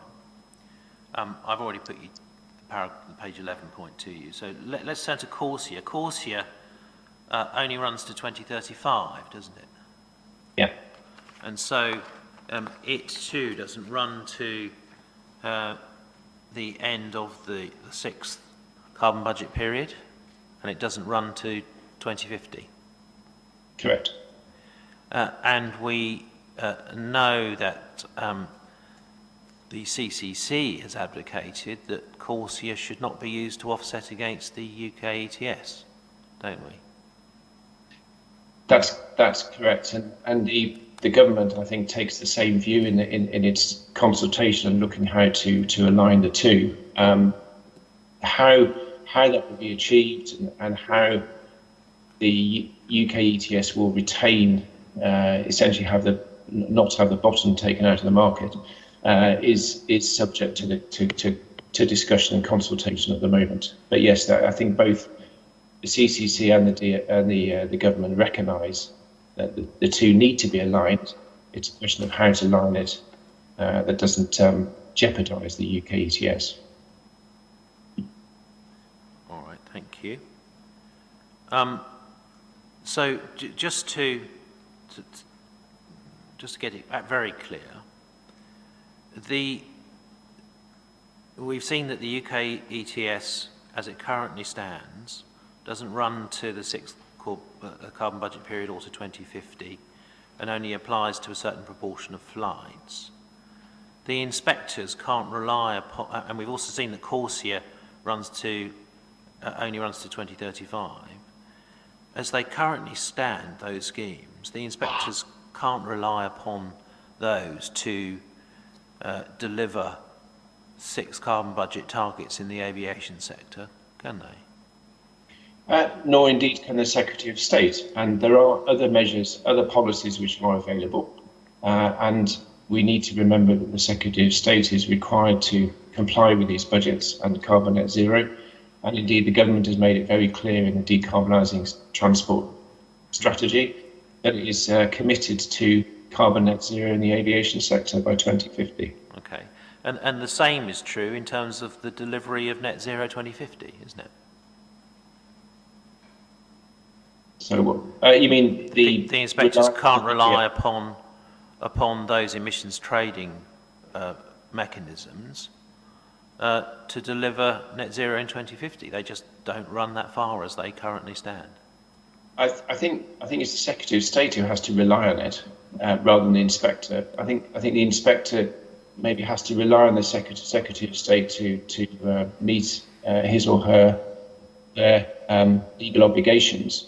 How the Secretary of State achieves that, it hasn't, as I say, it has a number of policy measures available, of which the UK ETS and Corsia are two.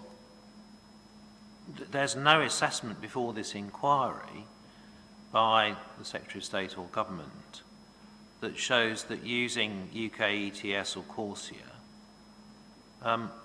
will ensure attainment of either the six carbon budget or net zero 2050, is there? So we referred earlier to the document from DBASE providing the energy and emissions updates. So that's a document that's updated every year, has done since I think about 2005, and it clearly maps out what the current and the projected UK emissions are at that time, and how that would be influenced by policies present at that time, and whether there is a need for additional policies. So there's an ongoing process to develop the, if you like, policy landscape to continue to meet these targets. And how that policy landscape will eventually turn out is an unknown at this stage, Dr. Osendilen, isn't it? Well, I think 2 years ago we wouldn't have known about COVID-19, so I'm sure that's helpful. Well, could you answer my question with the greatest of respect? I think the direction of travel is clearly known. The objective is clearly known. How we will get to that point in terms of which policies and what balance or a mix of policies will be applied, we don't know what that mix and balance will be. No. All right, thank you.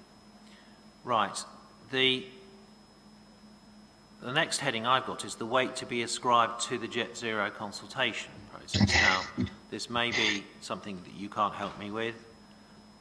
It may be something that you can, but we'll soon see. The Jet Zero consultation is not a statement of government policy, is it? No, what the consultation does, though, it does identify which policies are present, and it also provides some policy recommendations, and then it asks questions that relate to those policy recommendations. Okay. Look, I'm going to put a point bluntly in order to try and shortcut cross-examination to see if we can achieve that. Do you agree that the inspectors can only give the Jet Zero consultation paper limited, if any, weight?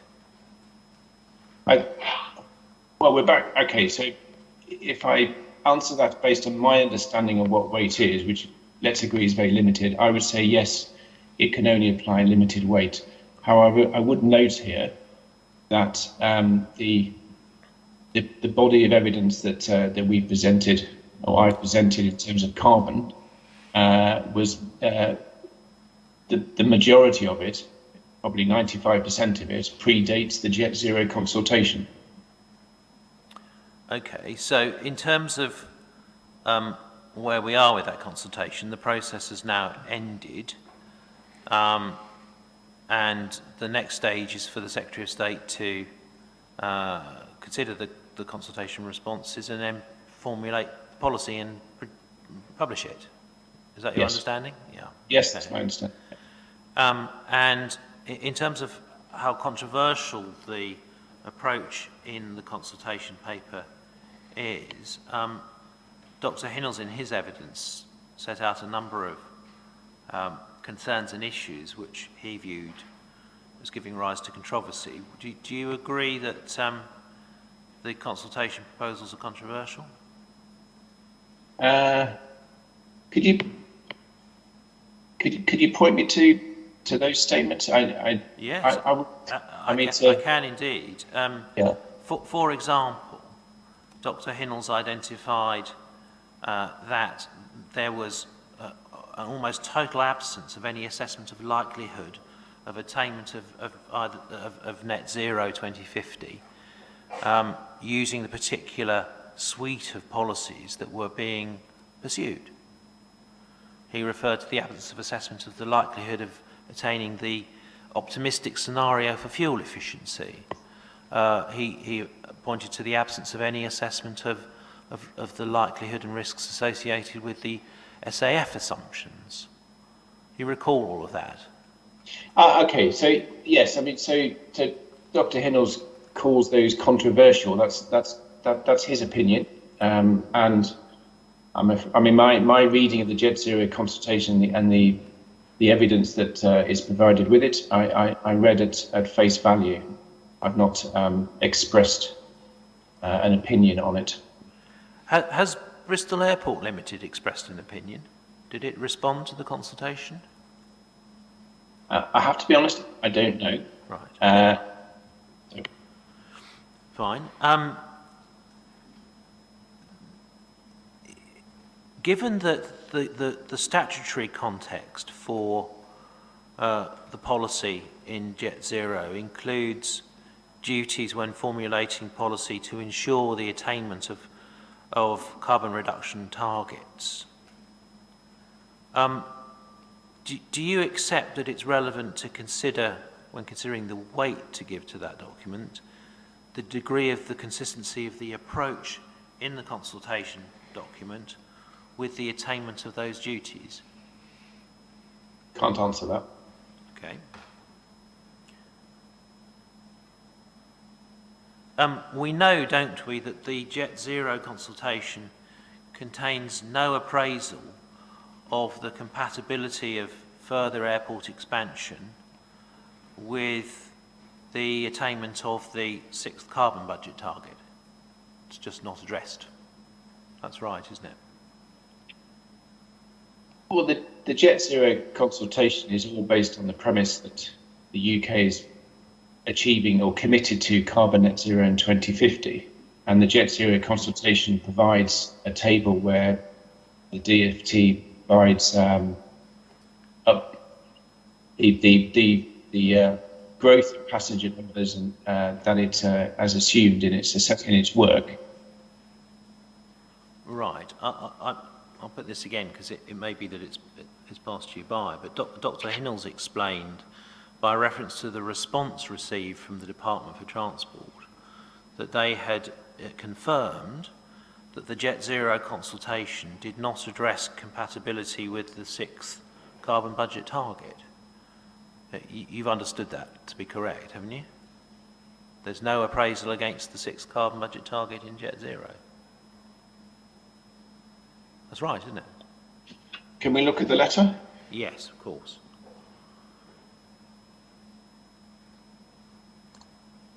Let me take you to it. Thank you.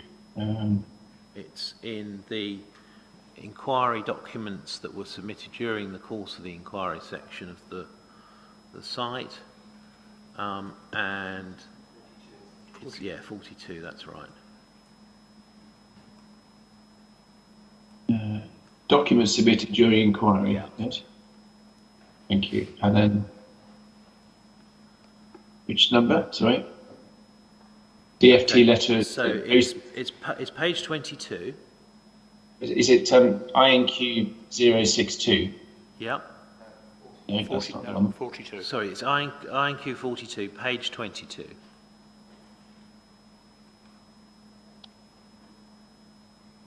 Yes. On page 22, there's the question at 24.1.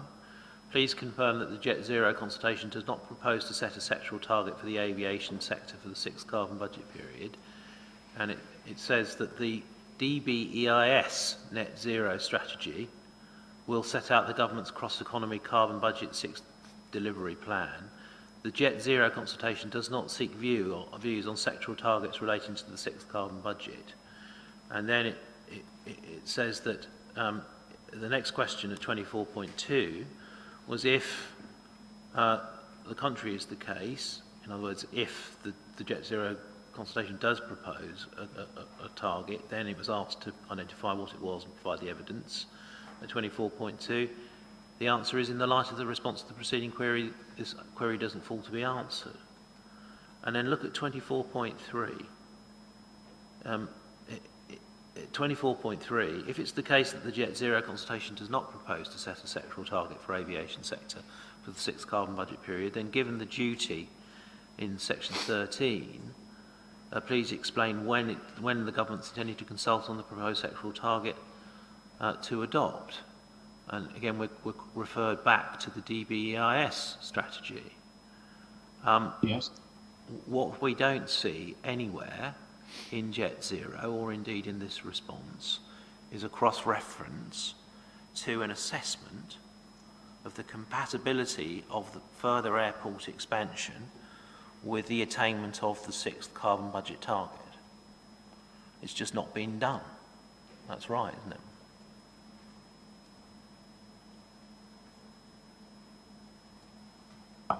I've not seen anything that's been published. Yeah. That's right. Yeah. And if that's right, then the policy approach formulated in the consultation paper for Jet Zero is formulated without consideration of whether it ensures attainment of the 6th carbon budget target. And that approach would be inconsistent with the statutory duty to so ensure in Section 4 of the Climate Change Act of 2008. That's right, isn't it? Well, my view is my view from reading the document is that the footnote makes it clear that MBU is the most up-to-date policy, and that the government is committed to carbon net zero in the aviation sector. Now, you can't have those two statements together, unless there has been some consideration. Mm-hmm. Now, we saw earlier when we were looking at the DBIS document on the carbon values that it referred to cost-effective solutions. You remember that? Yes. If we look in the net zero, in the Jet Zero consultation paper, we won't see, will we, anywhere, any examination of whether the costs of constraining capacity now would be more cost-effective than other policy options, or indeed constraining the use of capacity provided now at a later stage. It's just not assessed, is it?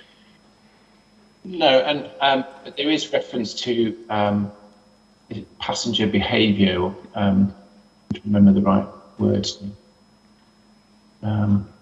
Just to bring up the document. Is it? So we can note, can't we, that there is in the consultation document a failure to examine one of the policy mechanisms that the CCC not only considered but proposed in its 6th carbon budget pathway. But it hasn't been excluded. Okay, first of all. Right. I don't think the purpose of the consultation document was to provide that detailed assessment. It was to ask specific questions and receive answers on them. Yeah. So just to clarify, your evidence is that the government's not excluded the possibility of capacity constraint. It's not excluded it, but it does repeatedly say in both decarbonising transport and policy and in the Jet Zero consultation that it is wishing to, and back to Mr. Sharp's letter, it is actively looking to support the growth of the aviation sector. Okay, so it's not excluded it and it's not assessed it. If we turn to 9.135, CD 9.135, paragraph 341, please. So that's the Jet Zero consultation. 341. Paragraph 341. I didn't get the page number for that, I'm afraid. Okay. So,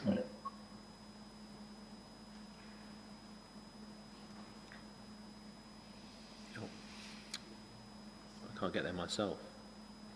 Here we go. right. It's about page. So 40. it's CD 9.135, the Jet Zero consultation paper, 341. Here it's looking at COVID and the effect of COVID. It says, nonetheless, even if the sector returns to a pre-COVID-19 demand trajectory, as we've assumed in our analysis, we currently believe the sector can achieve Jet Zero without the government needing to intervene directly to limit aviation growth. Yes. That current belief, in the light of the answers you've already given me, is formed without having ruled out capacity constraint and without having appraised the relative merits of capacity constraint against the other policy options. That's right. Yes, but that the role of capacity constraint is one of the measures. And don't forget, this is about limiting carbon. So it's one of the measures that is available to limit carbon emissions from aviation, or to reduce carbon emissions from aviation to carbon net zero. I think the government goes on to talk about using carbon pricing as a means of demand management, rather than I mean, it's clear its preference is to use carbon pricing and other policy measures to influence passenger or consumers, rather than restricting capacity. So just to draw that point to a head, you accept, don't you, there is no evidential basis for the current belief expressed in paragraph 341 that the sector can achieve jet zero without the government needing to intervene directly to limit aviation growth, because the likelihood of not requiring that has not been examined. That's right, isn't it? Nothing has been published to say that, no. Right, thank you. Now, in terms of other aspects of Jet Zero, I want to take this as quickly as we can. Fuel efficiency. You agree, don't you, that the Jet Zero consultation document doesn't include any assessment of the extent of the risk associated with the assumptions adopted related to the high-risk technologies that lie behind the fuel efficiency assumptions? That's right, isn't it? Yes, but I mean, there are a number of pathways which have been presented by the CCC, by Sustainable Aviation, by the DFT, that look at a different mix of measures that could be applied to achieve, to reduce emissions from the sector. And indeed, the Climate Change Committee makes it clear in the document, Chapter 8 methodology statement, that, you know, in theory, a whole range or an unlimited number of scenarios could be created. There are many pathways to achieving carbon net zero in the aviation sector, but of course they all have one common outcome, which is carbon net zero in the aviation sector. Yes, but my point is that in respect of none of the pathways explored in the Jet Zero consultation, is there any assessment of the extent of the risk associated with the assumptions relating to fuel efficiency? And I think you have accepted that that's right. That's correct. Yeah. In respect of the fleet mix, that you agree, don't you, that the Jet Zero consultation contains no assessment of the likelihood of airlines being able to afford to invest in modernising their fleets at the speed assumed in the various scenarios? Yes, but I would note that Jet2, for example, recently invested in a new fleet of airplanes, which appears to go against the sort of accepted wisdom that at this time the airline industry has insufficient financing to make these types of investments. So I don't think it's as straightforward as we might think. All right. In respect of sustainable aviation fuels, the Jet Zero consultation assumed sustained growth of 14% per annum in the use of SAF between 2030 and 2050. But you agree, don't you, that there is no examination of whether that assumption is likely or realistic in the consultation paper? I agree, but we need to put that alongside the other pathways that have been put forward. All right.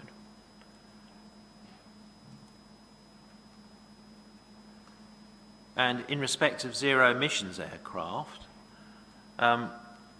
it's correct, isn't it, that there is no assessment in the Jet Zero consultation material which examines the likelihood of the challenges facing the introduction of zero emissions aircraft coming into service on the basis that's assumed in the various trajectories? The assessment we've made for the airport does not assume zero-emission airplanes in the fleet. All right, that's not an answer to my question, I'm afraid. The Jet Zero consultation paper contains no assessment of the likelihood of the challenges facing the introduction of zero-emissions aircraft coming into service on the basis assumed in the trajectories in that document. There's nothing detailed in the consultation paper, correct? All right. Greenhouse gas removal assumptions. Now, both the CCC and the DFT in the Jet Zero consultation document identify that the only way in which the aviation sector will be able to get to a net zero position is by relying upon greenhouse gas removals. Yes? Correct. And greenhouse gas removal measures will also have to be relied upon by other sectors, for example, agriculture. Correct. And so, in order to form your view of whether you're able to accommodate any particular level of aviation emissions, you have to, as government, consider how much greenhouse gas removal capacity is likely to be available, and of that, how much should be ascribed to the aviation sector as opposed to other sectors. That's right, isn't it? I agree with the first point, but I don't agree with the second point. Right, okay. So, in order to determine whether, as a whole, the UK is going to hit net zero, and some sectors rely upon greenhouse gas reduction measures, you have to ration the greenhouse gas reduction measure capacity across the sectors, don't you? Well, that's assuming there's a limit to greenhouse gas reduction capacity. Right. But I think it is a question of, it has to be considered for the UK as a whole, how much greenhouse gas reduction technology is required. I mean, if we look at one of the technologies that is available, that is now currently operating, relies on basalt rock, for example, for the mineralization of the carbon once it's been captured from the air. So the presence of basalt rock is most present in Scotland. So clearly, there needs to be a consideration of where those technologies can sit and how they sit, or how they contribute to the UK carbon budget as a whole. Inevitably, these technologies will sit in different places. So whether they relate directly to one industry or one sector or another, I think it's probably best to look at where the technologies can be most effectively located.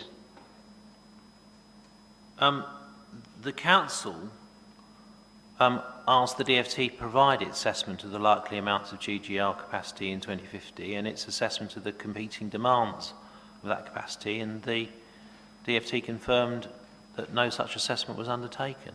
That's right, isn't it? Well, the BAYS is undertaking an assessment of GGR. Right. But not DFT. So we know that assessment then was not conducted and is not presented as part of the Jet Zero consultation process. It was not presented in the consultation process. So in terms of the evidence before this inquiry, we don't know how much greenhouse gas removal capacity is ensured to be available in 2050, and we don't know of that amount how much is to be assigned to the aviation sector. Well, to answer both parts of that question, first of all, we don't know how much greenhouse gas removal technology is required, because of course it's a balance with the other measures available to reduce emissions. And of course the emphasis has to be on reducing emissions first, and then balancing the residual with greenhouse gas reduction technology. So we don't know what the demand is. Sort of notionally ascribe amounts of greenhouse gas reductions between one sector and another. All right. Until we know how much greenhouse gas removal capacity there's going to be, and how much can be assigned to the aviation sector, we can't determine the scale of the reduction that's necessary to ensure that the aviation sector achieves what is required to attain net zero. That's right, isn't it? No, I disagree. I think it'll come through. It'll be based on price, obviously. So the cost of what is the cost of using sustainable aviation fuel compared to the cost of fuel efficiency compared to the cost of greenhouse gas reduction technologies. That will be changing on a possibly day by day, week by week basis. So that's when in 2050, when we're balancing carbon net zero, that will be the case. It is the case today with how, for example, electricity is produced. It'll always be a dynamic market. You see, it could be that there will be insufficient carbon capacity at 2050 to allow all airports to expand as they wish. We simply don't know because the government's not concluded its assessment. That's right, isn't it? Well, I think to try and project from 2021 to 2050, we have to accept there will be a fairly large range of uncertainty in any event. So we simply don't know. I would agree. Yeah, and if it were the case that there's insufficient capacity as at 2050 to allow all airports to expand as they wish, then only some schemes could be permitted. That would be right, wouldn't it? Well, that's assuming that the only way to limit carbon emissions is to restrict the expansion of airports. And I disagree with that. I think there are other policy measures and other instruments in place that can achieve that. We can't rule out the possibility, can we, that the government may need to conduct an exercise identifying those airport expansion schemes which are to be preferred. That's right too, isn't it? Can't rule it out. You can't rule it out, no. Yeah. And what we do know is that no such exercise has been conducted by government to date. That's right too. No, the government stated policy is it wants to encourage growth. And we can't rule out that sort of exercise being required because government has not conducted an assessment which establishes conclusively that the delivery of net zero can be assured without capping airport capacity. That's right, isn't it? Well, I think the government has to meet its carbon reduction commitments. The Secretary of State is required to meet the carbon budgets and to achieve carbon net zero. How the government decides to do that is in the behest of the government. Okay. Now, another point that was, I think, has been raised at this inquiry relates to the 25% growth assumption that the CCC adopted. That's 25% growth in passengers on the 2018 base. And I just want to explore that with you, if I may, by reference to the methodology report, part of the CCC's document. And I think I want to take you to page 262 of that. I'm just trying to remember what the reference is. Hang on. So this is at the full. I thought what we received last night was only the aviation sector. Oh, it is only, yes. Okay, so I've only got the internal document pages, I'm afraid, in my notes. That's okay. So 262 was it? Which page? Sorry. It's page 262 internally in the document. So I haven't got the PDF page. That's okay. So that's right. Okay. So this is the page which has widespread innovation as the bullet point at the top of the page. I can't find it myself now. It's page 10 of the PDF that was included yesterday. Thank you. So it's 262. I just wanted to see what the balanced net pathway scenario includes. And do you see the paragraph headed demand growth? Yes. So above that it says, our scenario for the balanced net zero pathway takes elements from each of the above. Demand growth. Our demand growth by 2050 matches headwinds at 25%, although the passenger growth profile is more gradual due to an assumption of no net capacity expansion at UK airports in this scenario. This arises as a function of 2050 passenger numbers being within current UK airport capacities and the need to ensure the UK achieves net zero by 2050, with aviation still one of the largest emitting sectors. We therefore do not assume a surge in emissions occurs in the early 2030s, as happens with the airport expansion modelled in the headwinds and widespread innovation scenarios.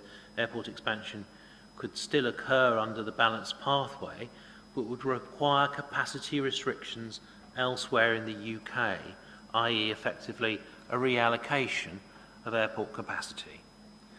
So what that is saying, Dr. Rosendahl, is that their assumption is that the 25% growth comes from existing airport capacity with no further expansion. That's right, isn't it? You mean, okay, I'll take your word for it, yes. The balanced pathway, they say it in terms that they've adopted an assumption of no net capacity expansion at UK airports in this scenario.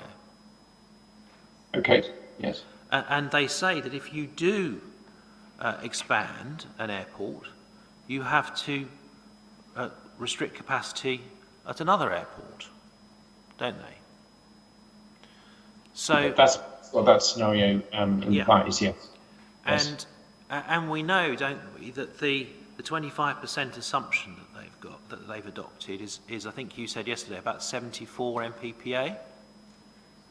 73, 74, yes. 73, 74, there or thereabouts. Yeah. And so that is available existing capacity with no net expansion beyond 2018. Okay, in this pathway, yes. And we looked at the numbers before with you in the questions I asked. Do you remember we got to an 88 MPPA if Heathrow expands and Gatwick expands and all the others? Yes. So what that suggests is that not all the airport expansion that we've looked at can come forward consistent with this 25% assumption, even if it was an assumption to allow net capacity expansion, which it is not. For the 88% to come, the 88 MPPA to come forward under the balanced pathway, you would have to introduce capacity restrictions elsewhere in the UK to the same amount. In other words, you would have to reduce the capacities of Birmingham, Glasgow, Edinburgh, Bristol, Exeter, Cardiff to make way for the expansion of those other airports to keep on the balanced net zero pathway that the CCC adopt. Do you agree?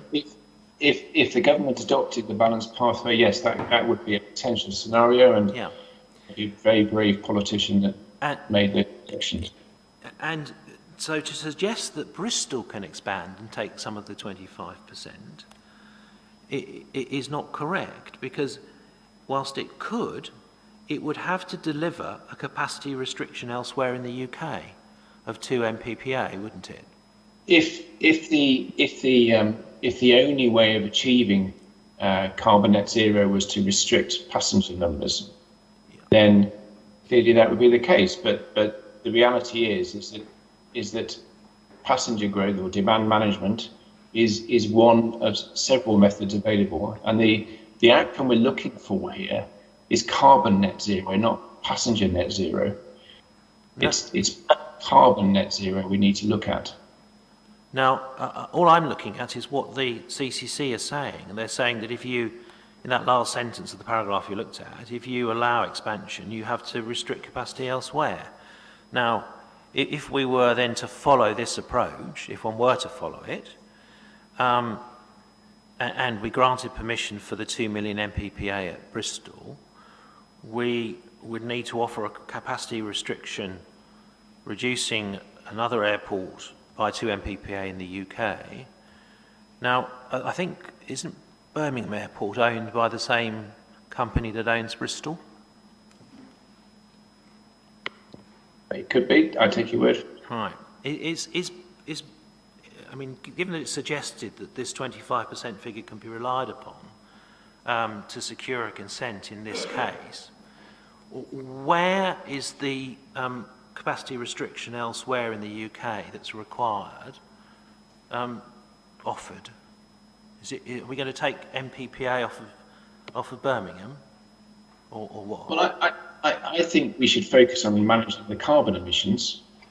So I'm not. I don't think trading passenger capacity from one airport to another is really, it's really sort of anywhere near the top of the list of measures that we could look at to meet the carbon net zero target. All right. Let's move on then to prematurity. Now, as we've seen, and you've agreed, you can't rule out the possibility of a beauty parade being required in order to achieve carbon targets. Given that that's the case, would you accept that granting permission now for the appeal scheme could predetermine a matter that may be central to the formulation of national policy going forward? Well, I think the DFT data that was provided to support the Jet Zero consultation includes the basis for the development of the Jet Zero strategy, no? Right. With the greatest of respect, that wasn't an answer to that question. Yeah, and can we please try again, yes or no, and then qualify? Sorry, yes. Would you agree that granting planning permission now for the appeal scheme could predetermine a matter central to the formulation of national policy, because we can't rule out the need for a beauty parade between airports in the future? I disagree. Okay. All right. Fine. Let's move on to the last section of my cross-examination. Because we have no concluded assessment by government, as you've agreed, before this inquiry, which establishes that further airport expansion is compatible with assuring the attainment of the 6th carbon budget target, there is no evidence before this inquiry on which it can be established that the scale of emissions associated with the appeal scheme will not have a material impact on the ability of the UK to meet the 6th carbon budget targets. That's right, isn't it? We've presented our evidence in the ESA and in my proof to show how the proposed development and carbon emissions associated with it are in line with government policy. So I disagree with that statement. You disagree, okay. How can you establish that the scale of emissions associated with the appeal scheme will not have a material effect on the ability of the UK to meet its 6 carbon budget targets if there is no cumulative assessment material before the inquiry, Dr. Osendiland? Can you explain that to me, please? So the cumulative assessment, we let's consider that at 2 scales. So we can consider it in terms of the cumulative carbon emissions at the local scale, okay, and at the national scale in terms of the aircraft emissions. At the local scale, we have calculated and reported the gross emissions, and then we have looked at the mitigation measures that would need to be implemented to achieve carbon net zero. So therefore, the cumulative effect from the expansion in the local area is zero. At the national level, we have looked at we have calculated and reported the aviation emissions associated with the development, and we have looked at how those emissions would be mitigated, and in the context of the requirements, the legal obligation of the Secretary of State to achieve the carbon budgets and carbon zero. And there is nothing in the proposal that goes against what the government is trying to achieve. That's how I would answer that question in terms of cumulative assessment. Right. Okay. Well, I can make submissions about the utility of that answer. In the absence of sorry, excuse me. Do you feel I haven't answered? If you don't feel I've answered the question, then I'll have another go. But I don't want to you to feel I haven't answered the question. I've put my point as far as I need to, Dr. Osendine, and thank you very much indeed. If no doubt, if there's more to say, we'll come to it in re-examination.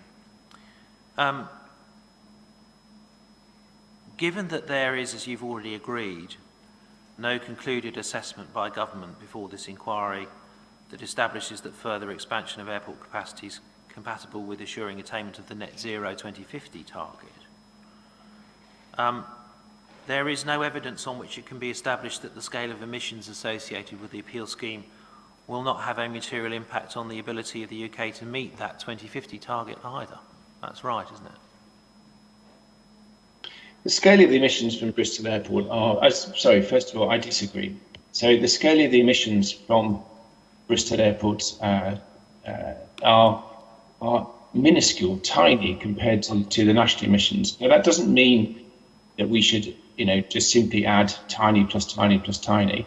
The point being is that it's not such a large increase that would prevent the existing and future policy measures that the government is implementing and will look to implement to achieve carbon net zero in the aviation sector. All right, let me just take you to an example of the kind of point I'm trying to put. Can we go to CD 9.108, please? This is the examining authorities report into the A38 Derby Junction scheme. Okay. So CD 9.108, and it's page 239. I'm trying to take you to where we're in the part of the report where the inspectors address carbon issues. It's heading up at the top of the page is policy and legal context. And if we scroll down to paragraph 4.15.7. Yep.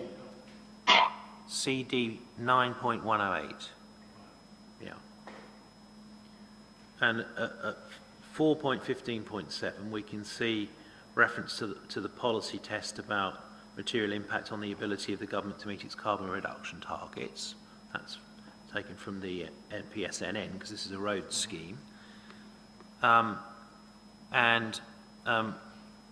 that's the context, the test that the inspectors are directing their minds to.